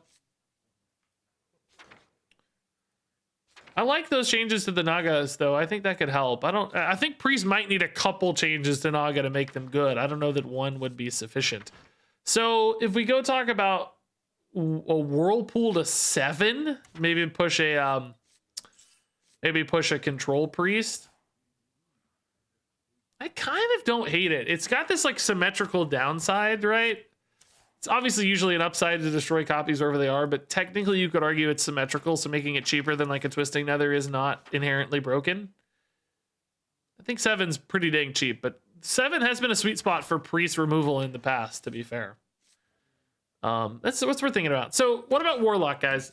Warlock is another one where I don't know if they want to buff Abyssal Curses too much. Abyssal Curses can be another one of those archetypes that's pretty frustrating to play against, like more combo driven, more unavoidable in some ways. I mean, obviously there's counters, keeping your hand full and stuff, but I'm not sure they'd want to push curses too much. They might want to push Murlocs more, but then again, that's another kind of like minion tribal tempo deck, which they've already got mechs doing very well at the top of the meta. So I'm not sure they'd be looking to push Murlocs again, but what would you guys see? Murlocs or Abyssal Curses buffed? Discard, there's not enough synergy yet. I mean, I think you could buff some of these Murlocs. I mean, it's weird. You don't want to make this a 4/4. You don't make this a 3/3. I don't know what you're buffing in the Murloc world. It's hard to give a lot of these buffs without them feeling weird.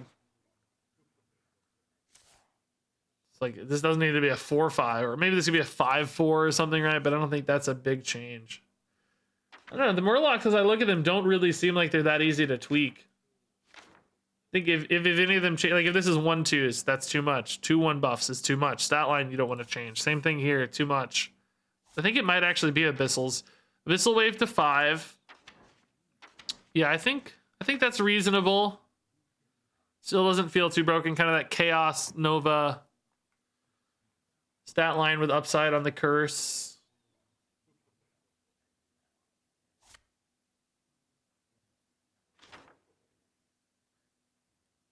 This guy feels bad too. What's his name? 3 mana. Oh, here it is. Drag below could be 3 mana, I think. Kind of that Shadow Bolt upside stat line. I don't know if you'd want to do all of these changes, but maybe 1 or 2. Push this to 3, wave to 5. Either of those could do something. Yeah, Vesely, I agree that both Warlock and Priest have the same problem where they've kind of got a few different disparate packages competing for viability, and if it's hard to target one to like buff it and not buff the other or go too far in one direction. I agree with you. It's a cool restive game. A lot of people thought it worked that way anyway, so it might be a reasonable change. Yeah, that could give you some more survivability. Yeah, this game, your abyssal curses heal you for damage dealt. Something like that could fit if they reworded a little bit.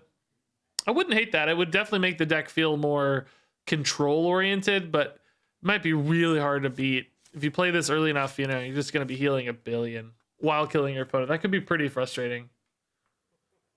I don't think they're going to go that far. I think they might just make curses faster if they make them any better. Although I still don't know that you'd want to buff curses. Somebody mentioned buffing fell spells. That could be a different direction. Make like all these fell spells do a little better. Like this is suddenly 4 mana. Maybe, what other good fell spells do we have? There is that cool fell package coming in, Maybe this is a 2/2. That's not that crazy. This is pretty good already.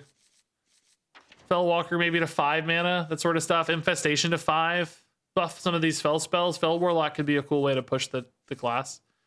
This to 5. Or this to 5. Again, I'm not recommending all of these simultaneously. This to 4. Could be cool. I would like that. So Rogue was the other low performing class according to HS Replay. Blizzard didn't mention this one specifically, but is there anything you guys would do to buff Rogue? I think you got to be really careful because I think pirates are scary if they get too good because namely Swordfish is such an insane card.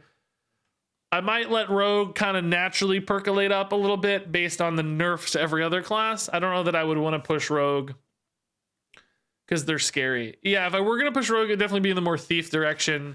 Maybe re-enabling Knowles or something. Again, these might get too good again, but giving the Thief line another chance. Test to 7 mana, for instance. That'd be cool. Test to 7 could be fun. Those sorts of things. But yeah, I would be pretty hesitant to push Rogue too hard right now. I think it might be a natural winner as other decks decline. It seems like it has some pretty good core pieces, just sort of poised to strike, if you will. Because that weapon's going to carry the class for a while. As long as they have enough pirate density. So I kind of agree. Is there any other just like pet cards or cards you think are really weak you'd like to see played? Things that have gotten underplayed this expansion? Any really exciting other buffs, just kind of wild cards, maybe not targeted specifically at Priest or Warlock, but just something you would be really excited to see.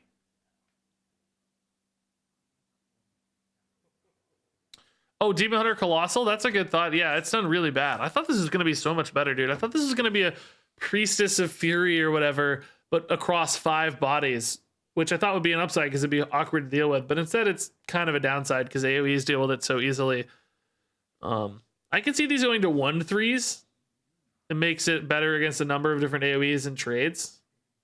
Maybe make it 6 mana even. That might be too cheap, but I would like to see this buff for sure. Buff Glug. He's getting played a little bit. Is it time? Okay, give me 2 minutes. Buff Glug a little bit, sure. I don't Maybe make them 2/3s, kind of to match the stat line of Glug. How he's a 3/5. These are 2/3s. The kind of health based thing, but that's, I don't know. He's already kind of played in Shaman a little bit. I'd be nervous to do that. Blackwater and Priest. Yeah, I agree with this one. This is really weak. Yeah, I'd make this cheaper. 7 mana or something. It's kind of crazy. 7 mana in the vacuum, but not in reality. Or maybe just change the mechanic or something. Maybe give it rush as well, or, you know, I don't know. Something that just makes it more reactive. It's definitely underwhelming. Maybe give it rush so that it kind of gets like a 2-part hit. Or taunt. Taunt would be fitting too. Yeah, taunt as well. So you get like more opportunities to make it good. Because as it stands, just eating a thing doesn't feel like enough.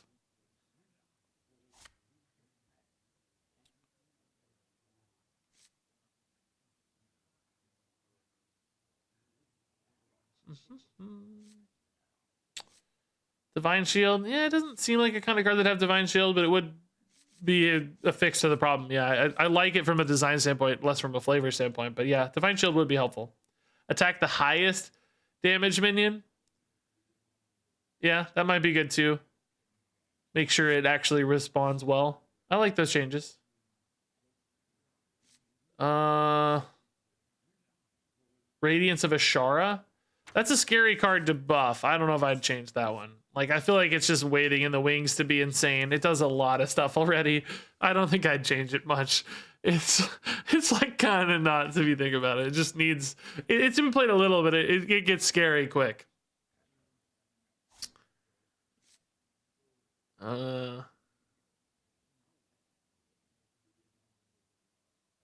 Hey, Simple Opals, dude, thanks for the Prime sub.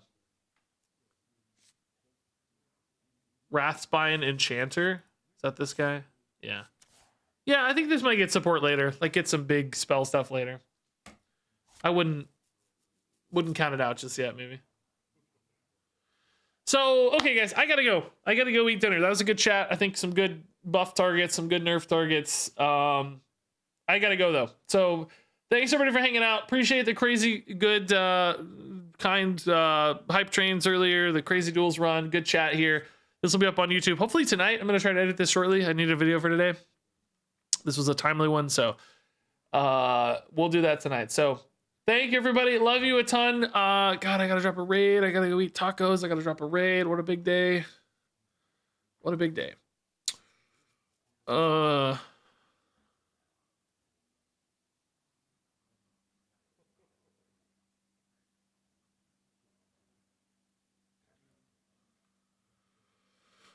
All right, this person's playing Mercenaries, and their name is Taco. So, perfect. Enjoy the raid, everybody. Thanks for hanging out. Love you a ton. Good luck out there in the universe. We'll be back tomorrow. More duels, more standard, etc. Thank you. Love you. And until next time, game on.